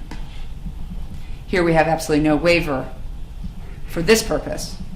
And until we see the waiver of what he was actually waiving, it may not be for any purpose except to inform his probation officer about his progress. In this particular DiPietro case, of course, the trial court ultimately ruled that the doctor could not testify to the impact of the victim's mental health conditions based on the documents as to her credibility of her outcry against the defendant because the expert's conclusions lacked sufficient probative value and thus were inadmissible under 403. Obviously, we are not there yet, but my concern is that Mr. Sheffield just told the court that one of the things he wanted was to put his doctor up in order to have you listen to her as part of the ongoing sealed sort of package. The state would object to her at this point testifying, given we're bifurcating this issue. So the court, though, however, the state wishes the court to be aware that 403 analysis is an appropriate analysis to conduct, because in this case, the court said, because of the rather raggedy patchwork of sources that the person had to deal with, I will direct the court to the raggedy patchwork of sources. These sources are Mr. Arbery's worst days of his life. Absolutely the worst days of his life when he is involved in law enforcement. This is not every day of his life. And to have their doctor come in and go, well, I looked at all this stuff and it supports a conclusion based on a 2-hour form that got filled out as a diagnosis, the state contends that's a raggedy patchwork of sources that their doctor had to work with because their doctor never ever met Mr. Arbery and never talked to him on his best day. And in addition, the court went on, it was not necessary to undermine the credibility of the victim. I understand that's not the purpose that they're doing this for. However, it is kind of the purpose they're doing it for. This is propensity evidence. They have said it's propensity evidence. They said, well, he's got a diagnosis and it makes him angry and it makes him, emotional. And therefore, he must have been angry and emotional, and therefore, this is how he reacted that day. All of which is speculation, and all of it is propensity evidence, which is not allowed.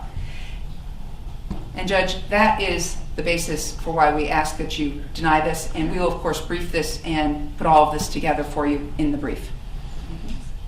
All right. Thank you, Your Honor.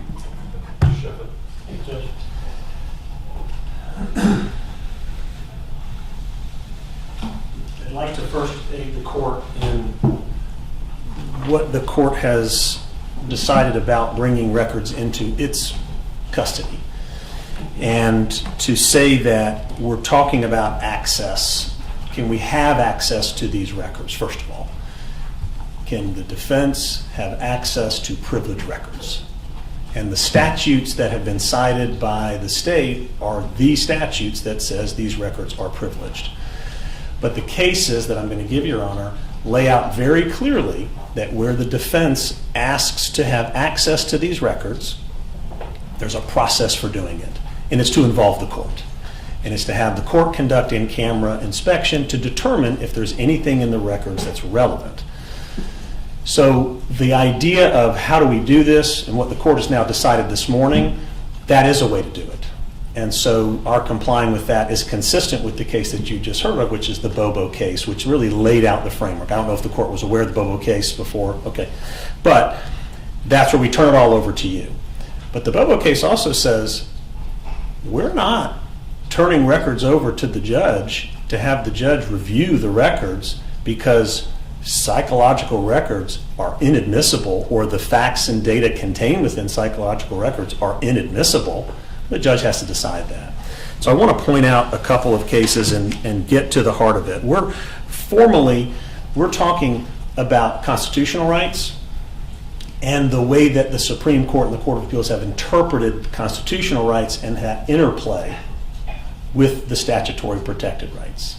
And so the Sixth Amendment confrontation is not just confrontation of a witness on the stand for purposes of credibility. It is to confront the state's case against the defendant and to confront it with relevant evidence that speaks to the defense and the central issues in the case. So the state is citing cases to you under the umbrella of relevance to say, well, there's a lot of cases where you can attack the credibility of the witness. We're not talking about that. We are so far moved past that issue. You're hearing it now from me. It's not about the credibility of Ahmaud Arbery. And it is okay to recognize and celebrate who Ahmaud Arbery was in 2012 when he graduated high school, but it is reckless to disregard the mental health illness that plagued him for 8 years leading up to this moment in February 23rd, 2020. If you look at, and I'll cite these cases to you,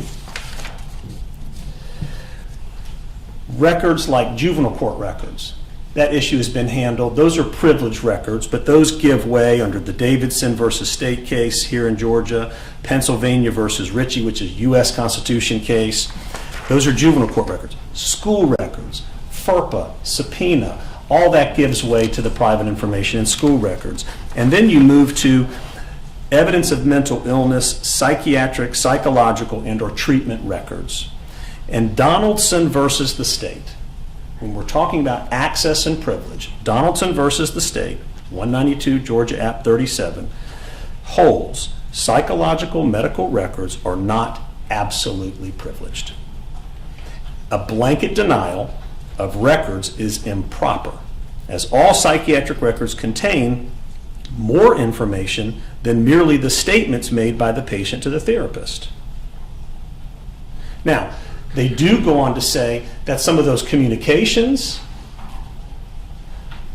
may be protected, but the diagnosis and the dates of those diagnoses and the medication that was prescribed, that type of information can come out of those records and be used for relevant purposes. So the protection is, we are going to protect people's rights to communicate openly and freely about their problems. But that doesn't mean we can't learn what was decided and determined based on those communications and what diagnosis came and then how it impacts the person. I'm just speaking right now to the statement by the state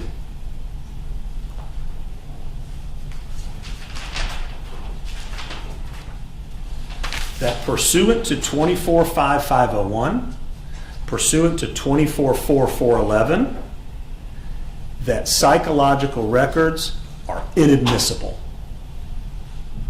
That is a fundamental misstatement of the way our courts have interpreted the privilege in line with the Sixth Amendment of the Constitution and a defendant's right to confront.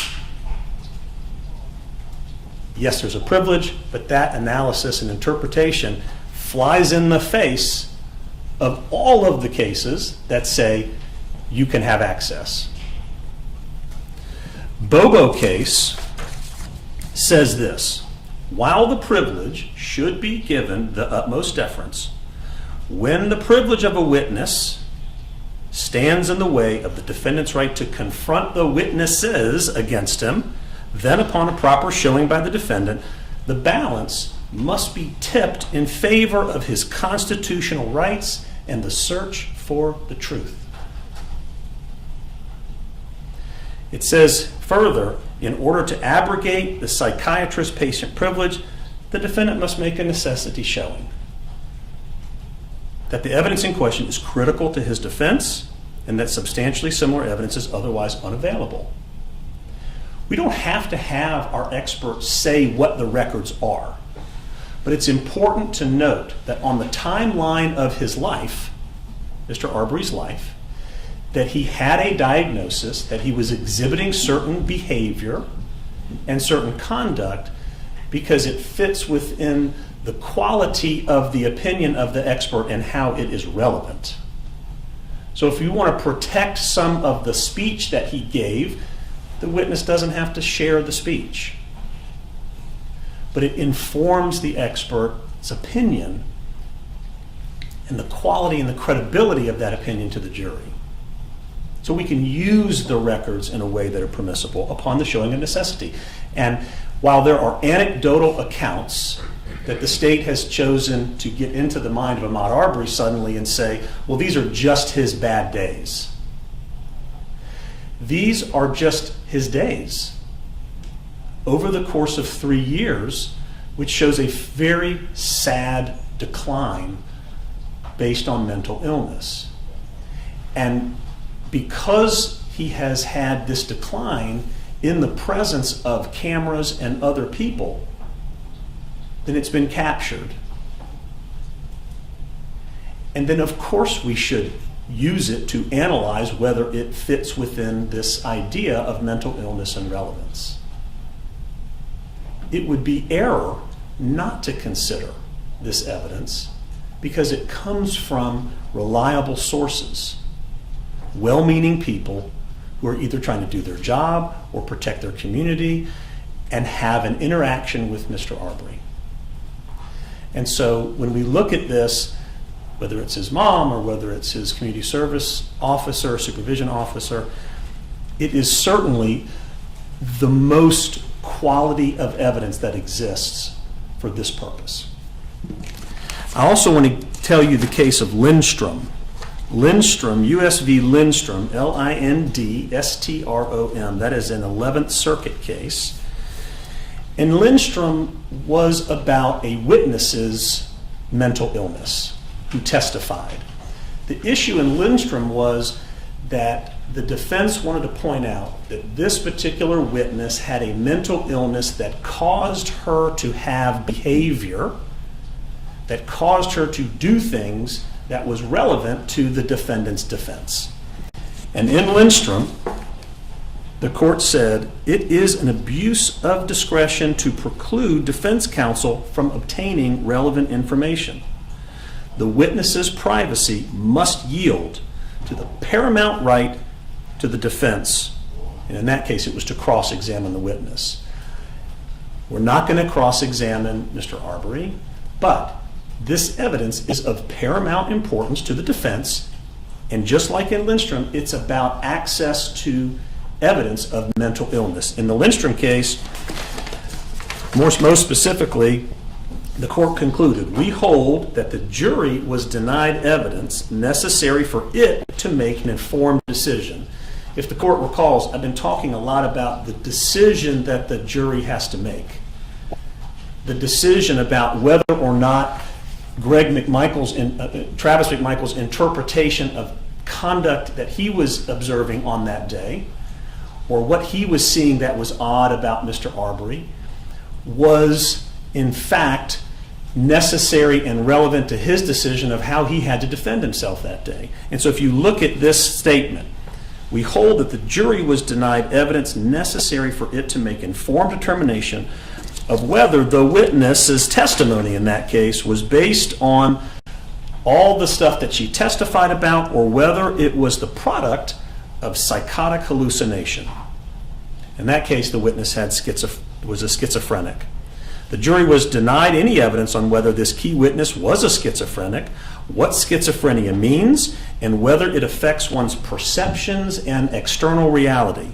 The jury was denied any evidence of whether the witness was capable of distinguishing reality from hallucinations. Such denial was reversible error. So what we're saying here is that there, in the Lindstrom case, was a mental illness that caused misperception of reality, misperception of intentions, and it was relevant for the jury to hear it so that they could determine the defendant's side of the story and the defendant's defense. There's more. There are several cases, Your Honor, under Georgia law that deal with the impact of alcohol and drugs on a person's mental state and how it causes behavior. Very simply. Is there something going on in the system of the person that causes them to think and do and act in ways that's relevant to the determination of the issue? Crow versus the state is 277 Georgia 513. It's a Supreme Court case from 2004. And Crow says there was an expert in that case where the defendant driver got into a car accident with a woman. That woman was under the influence of drugs. And the defense offered it to try to suggest that the victim driver was under the influence of drugs, that it affected her conduct and behavior and her decision making. Whether she braked before the accident, whether she could have turned, did she act and behave in a way that was reckless on her part? And the court said it is for the jury to decide. The jury is entitled to hear all the relevant evidence, judging the credibility of the opposing witnesses, and make the decision for itself.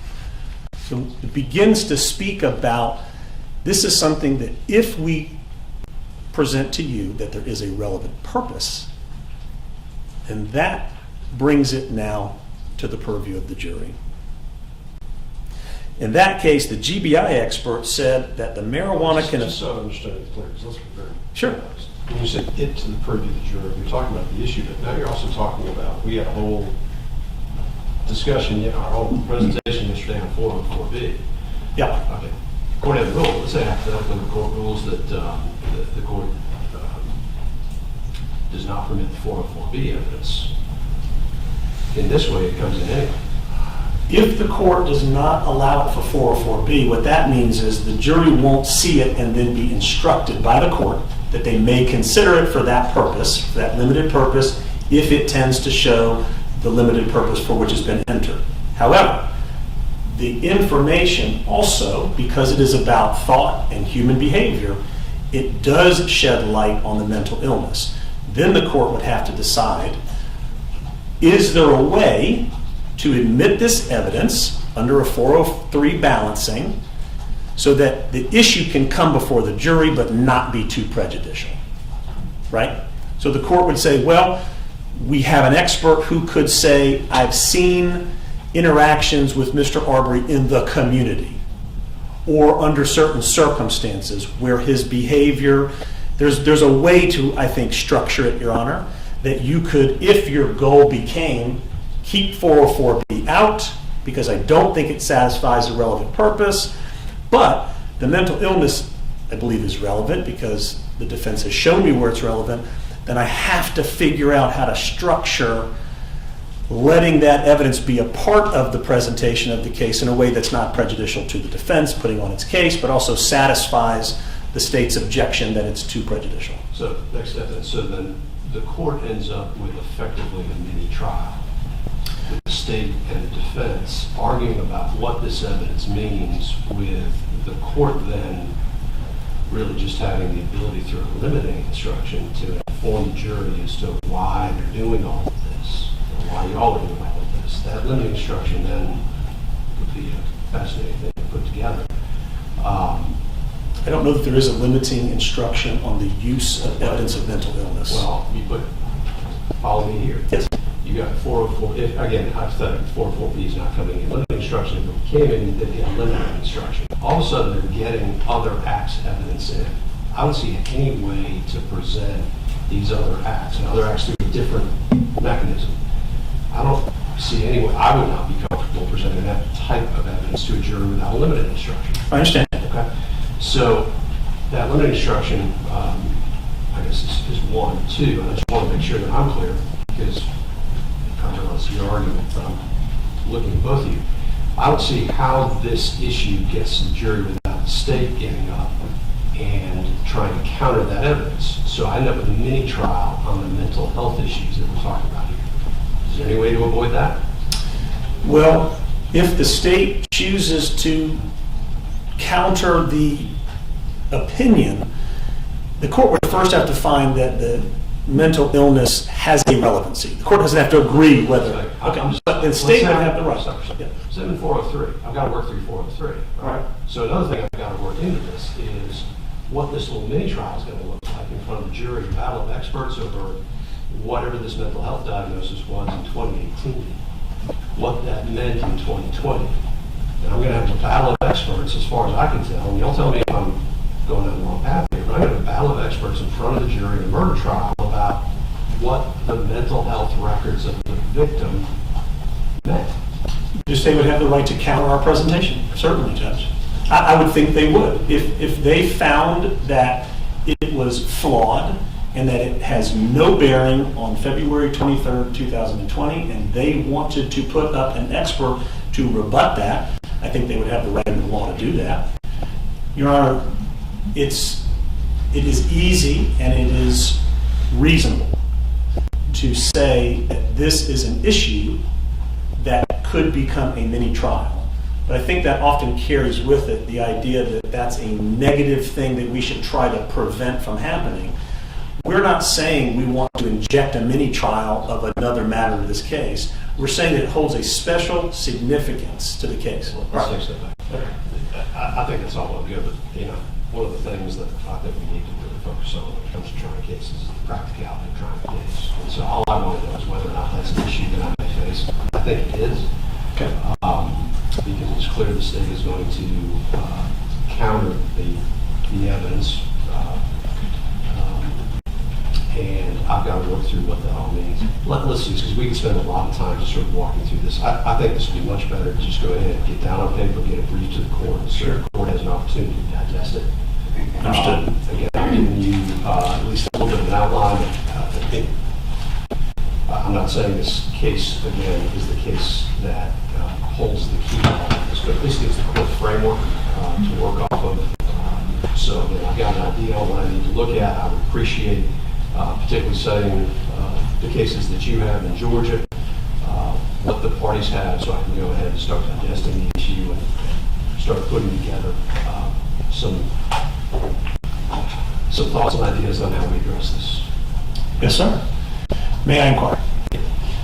We're going to brief this on what I have kind of labeled as access.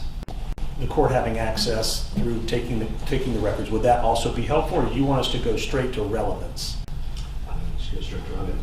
I'm taking it. You're taking it. So the access is no longer an issue. Now it's about relevance.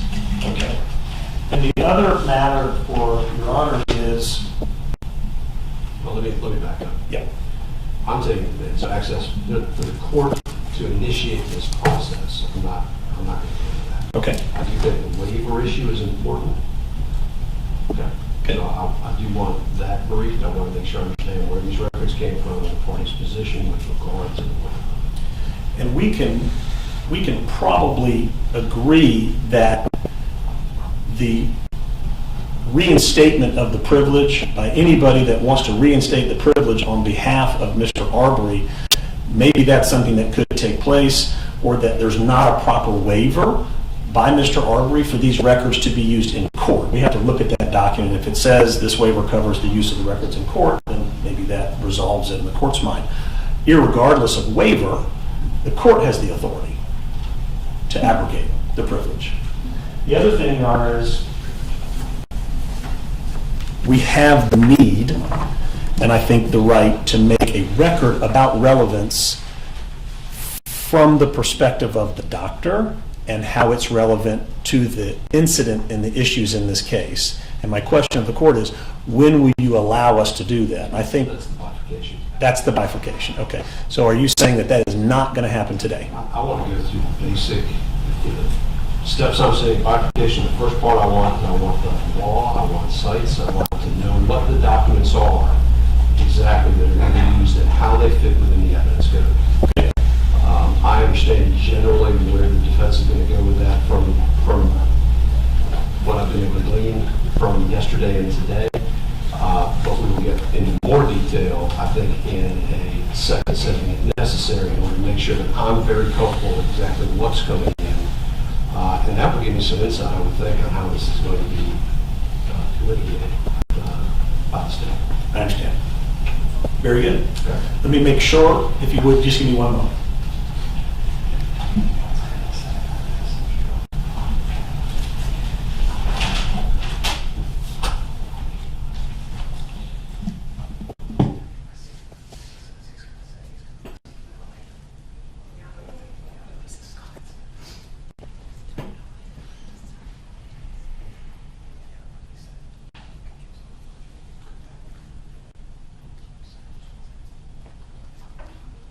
Okay, we all concur, we respect what the court is asking for.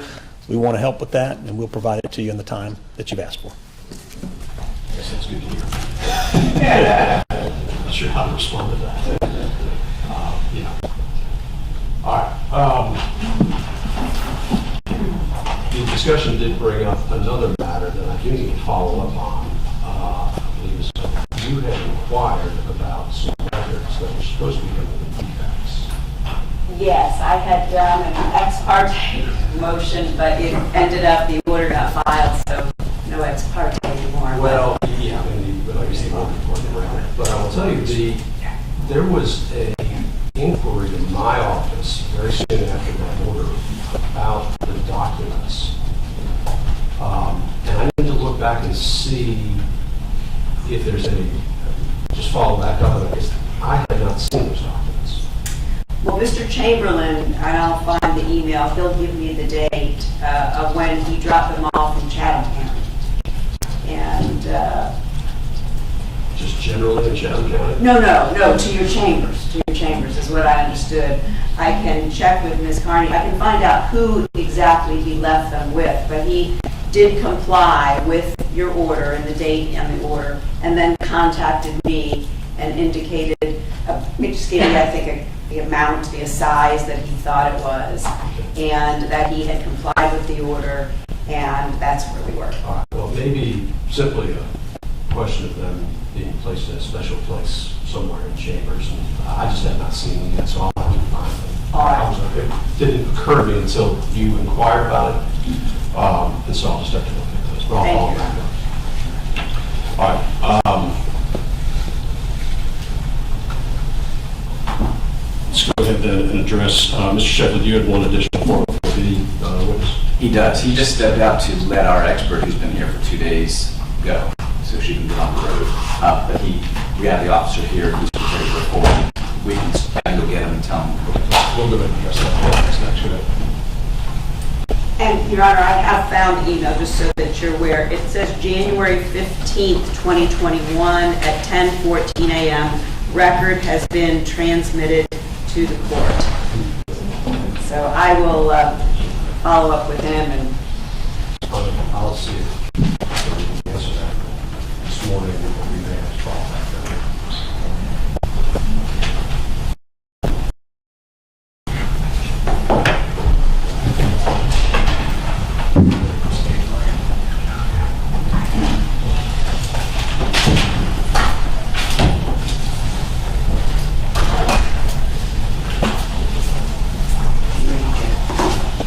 Call Officer Yarborough, please.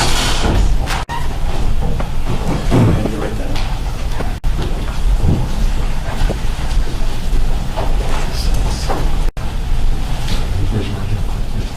You solemnly swear affirm the testimony you shall give the court shall be the truth, the whole truth, and nothing but the truth, so help you God. I do.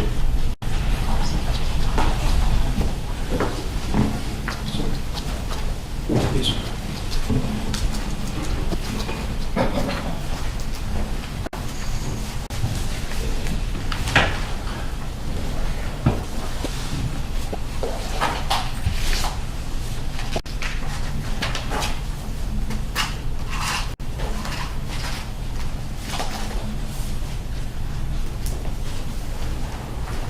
Morning, sir. Officer Yarborough, where do you work? Burke County Sheriff's Office. How long have you worked there? Approximately 4 years. 4 years. Yes, sir. Okay. I've asked you to come here today to talk about an arrest that you made of Mr. Ahmaud Arbery. You understand that? Yes, sir. Okay. Do you recall that arrest? I do. Okay. When was that? October 23rd, 2018. Okay. I really want to whittle down to what the issue was that day, what your observations were of Mr. Arbery that day, and then I think we can kind of move on. Okay? All right. Do you recall what it was that brought you to make the arrest? Yes, sir. What happened? The initial call, I got dispatched to possible trespassing with possible drug activity in an abandoned trailer.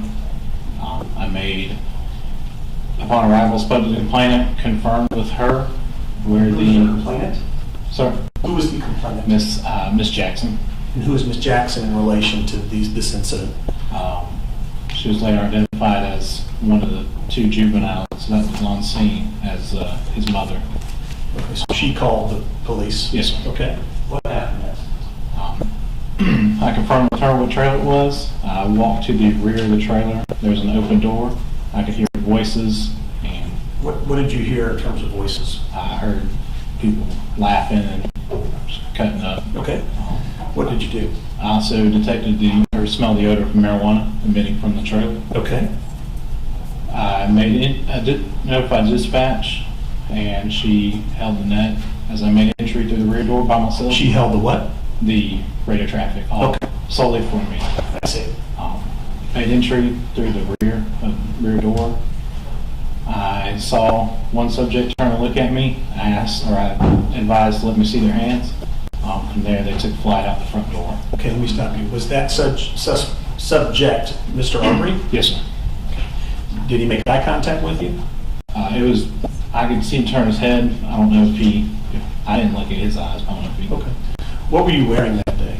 Wearing a short sleeve Class A uniform. Does that have any kind of identifying marks on it that you're the police? Yes, sir. Shoulder patches on each side, badge, and then collar brass as well. Okay. Once you said, "Show me your hands," what happened? I heard some shuffling and saw a light from the front door and noticed that they had all ran out the front door. You said they. How many are they? I did not see. I saw Mr. Arbery first, and then as I exited the rear of the trailer, I notified dispatch I was in foot pursuit. I then observed 3 total males running down Persimmon Drive. Okay. Did you identify yourself as an officer? I did as I was running. What did you say? I said, "Stop, police." Did Mr. Arbery stop? No, sir. Okay. What happened next as it relates to Mr. Arbery? I detained one subject. At that time, Deputy Clark came to assist me. He heard the radio traffic. He advised on the radio he had 2 black males walking back towards the incident location, and I advised him over the radio to detain them. Did Mr. Arbery immediately comply with detention? No, sir. In what way? It took multiple commands for them to get down on the ground, face down, so we could place handcuffs on them. What were you doing when you told him multiple times to get down on the ground? The other subject, Mr. Harrington, I believe was his name, I had unholstered my taser and activated it and pointed at Mr. Harrington and was giving him commands while Deputy Clark was commanding Mr. Arbery to get down.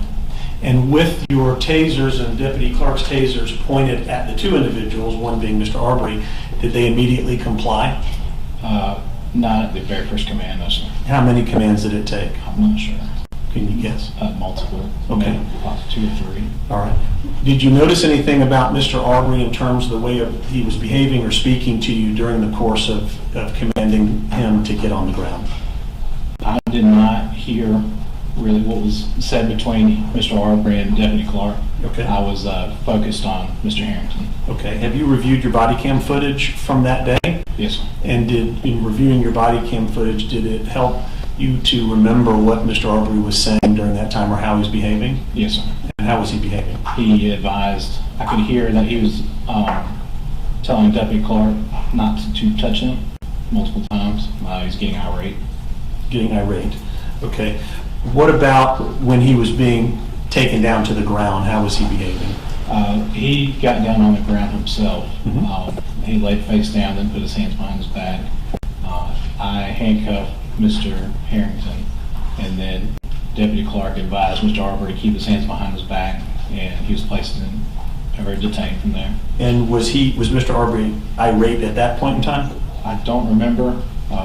what he said at that time. I was more focused on Mr. Harrington. Was he quiet? Was he belligerent? Was he any other way that you could observe? After reviewing the body cam, he was loud. Okay.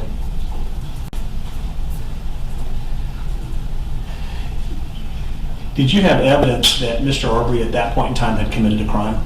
Yes, sir. What crime was that? Obstruction of investigation. Okay. Did Mr. Arbery tell you whether he thought or not that he had committed that crime, or confront you or be confrontational about that in any way? He advised that he was not the one running. He was coming from a gas station a few miles down the road and would deny any involvement. Was he in fact the one running? Yes, sir. So was his statement to you the truth or a lie? It was false. False. Did you have opportunity to talk with him over the course of this arrest and putting him in police car as you were trying to figure out what was going on? Deputy Clark escorted Mr. Arbery to the rear of his patrol vehicle. He then drove him back to the original incident location. After that, I was able to open the door and talk to Mr. Arbery. I got his name and his birthday, and I closed the door. I came back to talk to him and advise him of his Miranda rights prior to any questioning. Did he understand those rights? Yes, sir. Okay. And did you observe anything else about his behavior once he was inside the police car, whether he stopped being loud or irate? He still continued to be argumentative of the situation and contesting while we were placing him in, or detaining him and placing him in the rear of the vehicle. Do you recall whether he said that he was just out jogging that day and that you had arrested him for no reason? Yes, sir, he did. Was that true? No, sir.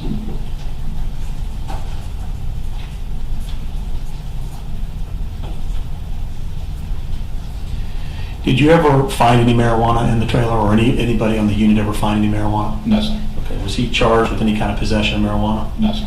Okay. What was ultimately the charge that he was charged with? Misdemeanor obstruction of law enforcement officer.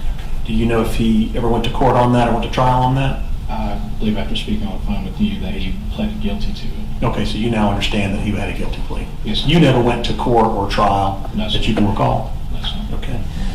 Have you had an opportunity to look at the body cam videos from that day? Yes, sir. All right. Do you know how many there are? I believe there's 3. Okay, I've marked, just for the purposes of position at this time, and I'm not going to play them, Your Honor, but they're marked as Defense Exhibit 23, 24, and 25. I can say to the court they are the videos that we've gone over together, and so if you like the witness, I can put them up and play them so that you can identify them, but I've stated in my place that they're the videos that were done on that day, if there's no objection. There's no objection. All right, then I move 23, 24, and 25 to deference, Your Honor. Very good.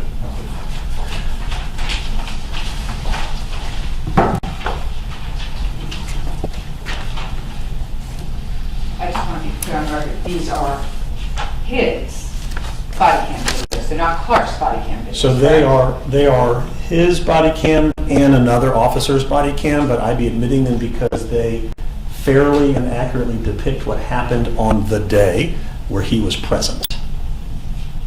If you want to The other body cam? Sorry? He's reviewed the other body cam? Yes, he said he reviewed 3 of them. Was he actually present when present at the time with the other officer?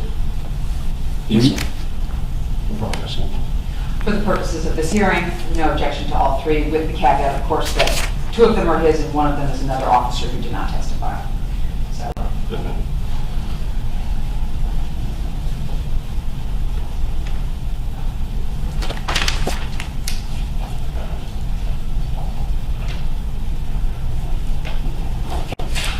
A moment, all right. How long was the interaction that you had on that day from the time that you first encountered Mr. Arbery until your last conversation where you say he was still being irate and argumentative? How much time had gone by, do you recall? I don't. No, Is sir. 30 minutes a rough estimate? Approximately, yes, sir. Nothing further. Your Honor. Please do. thank you, Judge.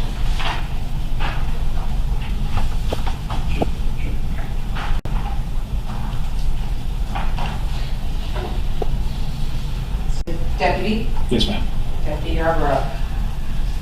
So misdemeanor obstruction, is that what he was charged with? Yes, ma'am. Okay, so you don't have any actual independent knowledge of what the disposition was in this case, do you? No, sir. No, No, ma'am. the defense attorney told you what it was, wasn't it? Yes, ma'am. Okay. And Deputy Clark, how was he dressed? He had a Class B uniform on, which consists of black polo and green tactical pants with a black outer carrier vest, properly marked the sheriff's office on it. Okay, and the body cam that you were wearing, was that the kind of like right here in your chest with the box? Yes, ma'am. Okay, is that what Officer or Deputy Clark also had on? Yes, ma'am. Okay. How many other officers were out there? And initially, it was just me. Deputy Clark was the first responding officer.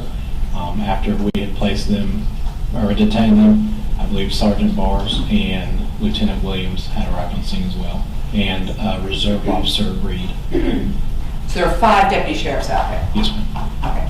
I just want to make sure that there were 5 deputy sheriffs out there for a criminal trespass in a vacant trailer. Yes, ma'am. Okay. And what was the date of this? I believe it was October 23rd of 2018. 2018. And were the other deputies there in full uniform as well? Yes, ma'am. And were they in marked patrol cars? Yes, ma'am. And so if anybody saw you, they'd know you were a law enforcement officer, right? Yes, ma'am. And you immediately identified yourself with Stop Police. After they took flight, yes. Okay, so when you first went in the trailer, what'd you say? Let me see some hands. Okay. Referring to just to put their hands up. Okay. And then they took off out the door, Yes, ma'am. and then you yelled, "Stop police." Yes, ma'am. So you identified yourself right away as a law enforcement officer. Yes, ma'am. I'm going to show you what's been marked as State's Exhibit number 41. I've already showed opposing counsel this. I know you haven't seen it before, but just go ahead and take a look at it, see if you're able to identify it. Yes, ma'am. This is Persimmon Road where the incident happened. Okay. Is it fair and accurate layout of that area on Persimmon Road? Yes, ma'am. At this time, the state would tender to evidence State's Exhibit 41. No objection. Submitted. All right. So we're taking a look at this. I'm going to hold it this way so the judge can kind of see it. Is this our vacant trailer down here at 125 Persimmon? Yes. Or is that where she called from? I believe that's the complainant's address where she called from. Okay, so then we got this thing. Is that the vacant trailer right adjacent to it? Yes, ma'am. Because you've been out there, you know. Yes, ma'am. All right. Now, if we walk up here, did you come to learn that Mr. Arbery, his grandmother lived at 158 Persimmon? Yes, ma'am. And that's, I mean, can you see the vacant trailer from Grandma's house? Yes, ma'am. Now, when you actually first encountered the first juvenile and talked to him, that was something different than when Mr. Arbery and Mr. Edward Harrington came back down the street. Is that right? Yes, ma'am.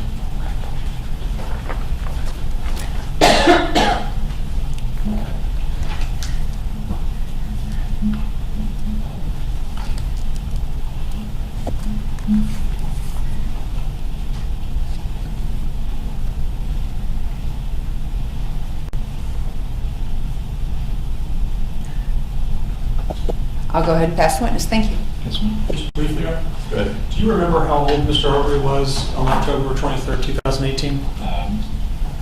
24. Okay, thank you. Nothing further. Can you be released? Mr. Shepard, can you be released? Yes, Your Honor, thank you. You sit down, you are released. Thank you, Deputy. I don't have any further witnesses on the floor. All right, we'll close the evidence in the forum. Sounds right. Your Honor, with the possible exception, if I may, with information that may be present in those defects records when they become available.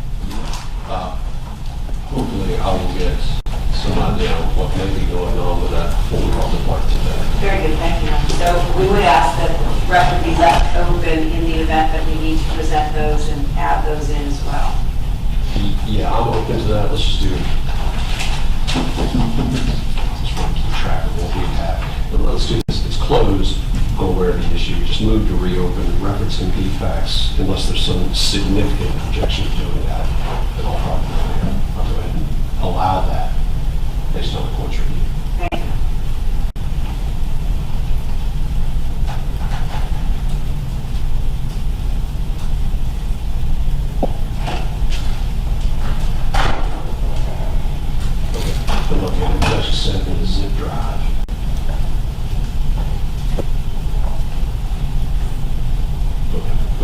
send it as a draft to the court.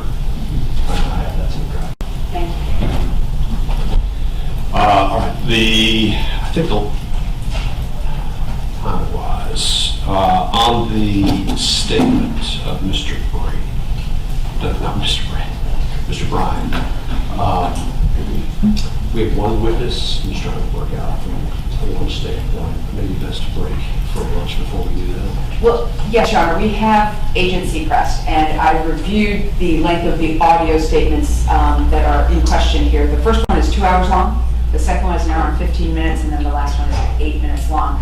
I have transcripts for sections 2 and 3, and I've told Mr. Goff all about that, and that is what we're going to tender. I do not have from Mr. Goff specificity as to where in these motions or where in these conversations and the audio with Mr. Bryan, his complaint of hope of benefit or fear of threat. So I'm going to tender them in. I believe that would help the court, and I'm sure Mr. Goff will pinpoint us to where it needs to be played. Your Honor, I haven't seen the transcripts. I'm not complaining. If we can take a lunch break and I could maybe get a paper copy of the transcripts?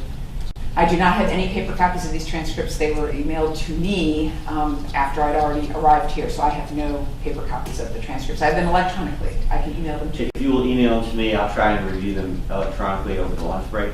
I have the benefit, Your Honor, of having been present for these interviews, but they're still rather long. But I think we would be ready this afternoon to address that, and I prefer to go ahead and get that out of the way. Yeah, let me see how we're going to do it from a minute. Is the plan to play the whole statement, or are we narrowing down to the parts that are at issue? Or is it something the court can review in camera based upon the evidence that gets presented? How are we going to do this? I would suggest that the exhibits be tendered and that the court be able to review them as the court deems appropriate, and we can point out by briefs the relevant portions thereof and do it that way. Because of the length of them, I mean, there's different views. A lot of judges want to see the whole statement before making the ruling. A lot of judges don't. In this case, I'm guessing you're going to actually want to review the actual statement. And I'll tell you the way I normally handle it is I've taken the evidence, and if it's a long statement, generally I'll just ask that a copy of the statement be provided. And if there's no objection to the court reviewing the video or whatever it may be, after the evidence presented, the trick to that, though, is knowing what to look for. So that's not going to work if it's simply the court just needs to look at this and see whether or not there's something the court thinks may be inappropriate in there. That's really my question. I believe that if the court gives us a reasonable period of time following today's hearing, I can identify any excerpts in particular that I want to address to the court. I think the issues in this case are beyond the content of the statements themselves. So it's worthwhile having the hearing. But I'm happy with the transcript being able to turn around and cite any particular portions of the transcript to the court. I know there's one excerpt in the second interview, about 20 seconds, that I'll be able to give the court. If I have a transcript, I give the court page numbers. Yes, Your Honor. Based on Mr. Goff's brief to the court, he asserts that Agent Seacrest made promises. I'm going to put Agent Seacrest up to discuss those very things. So I believe that what Mr. Goff's trying to say is those promises by Agent Seacrest are not contained in the actual interviews that took place. They were outside that. So I think that's of course his assertions. So the burden, of course, is on me, so I have to put him up, even though they're the defendant's assertions. So it sounds like there's no objection to proceeding with the agent today. With the evidence being tendered in, giving the court the opportunity, it sounds like to the extent necessary to review the full statement itself. Correct. And then the parties can go ahead and brief it so that we have everything before the court. Okay. So do we just then need to, well, let's go ahead and break lunch. We'll do it right after lunch. Thank you, Judge. So it is 10 to 1. Let's plan on getting back at 1:45. Yeah, about an hour, 1:45. Quick recess. All right.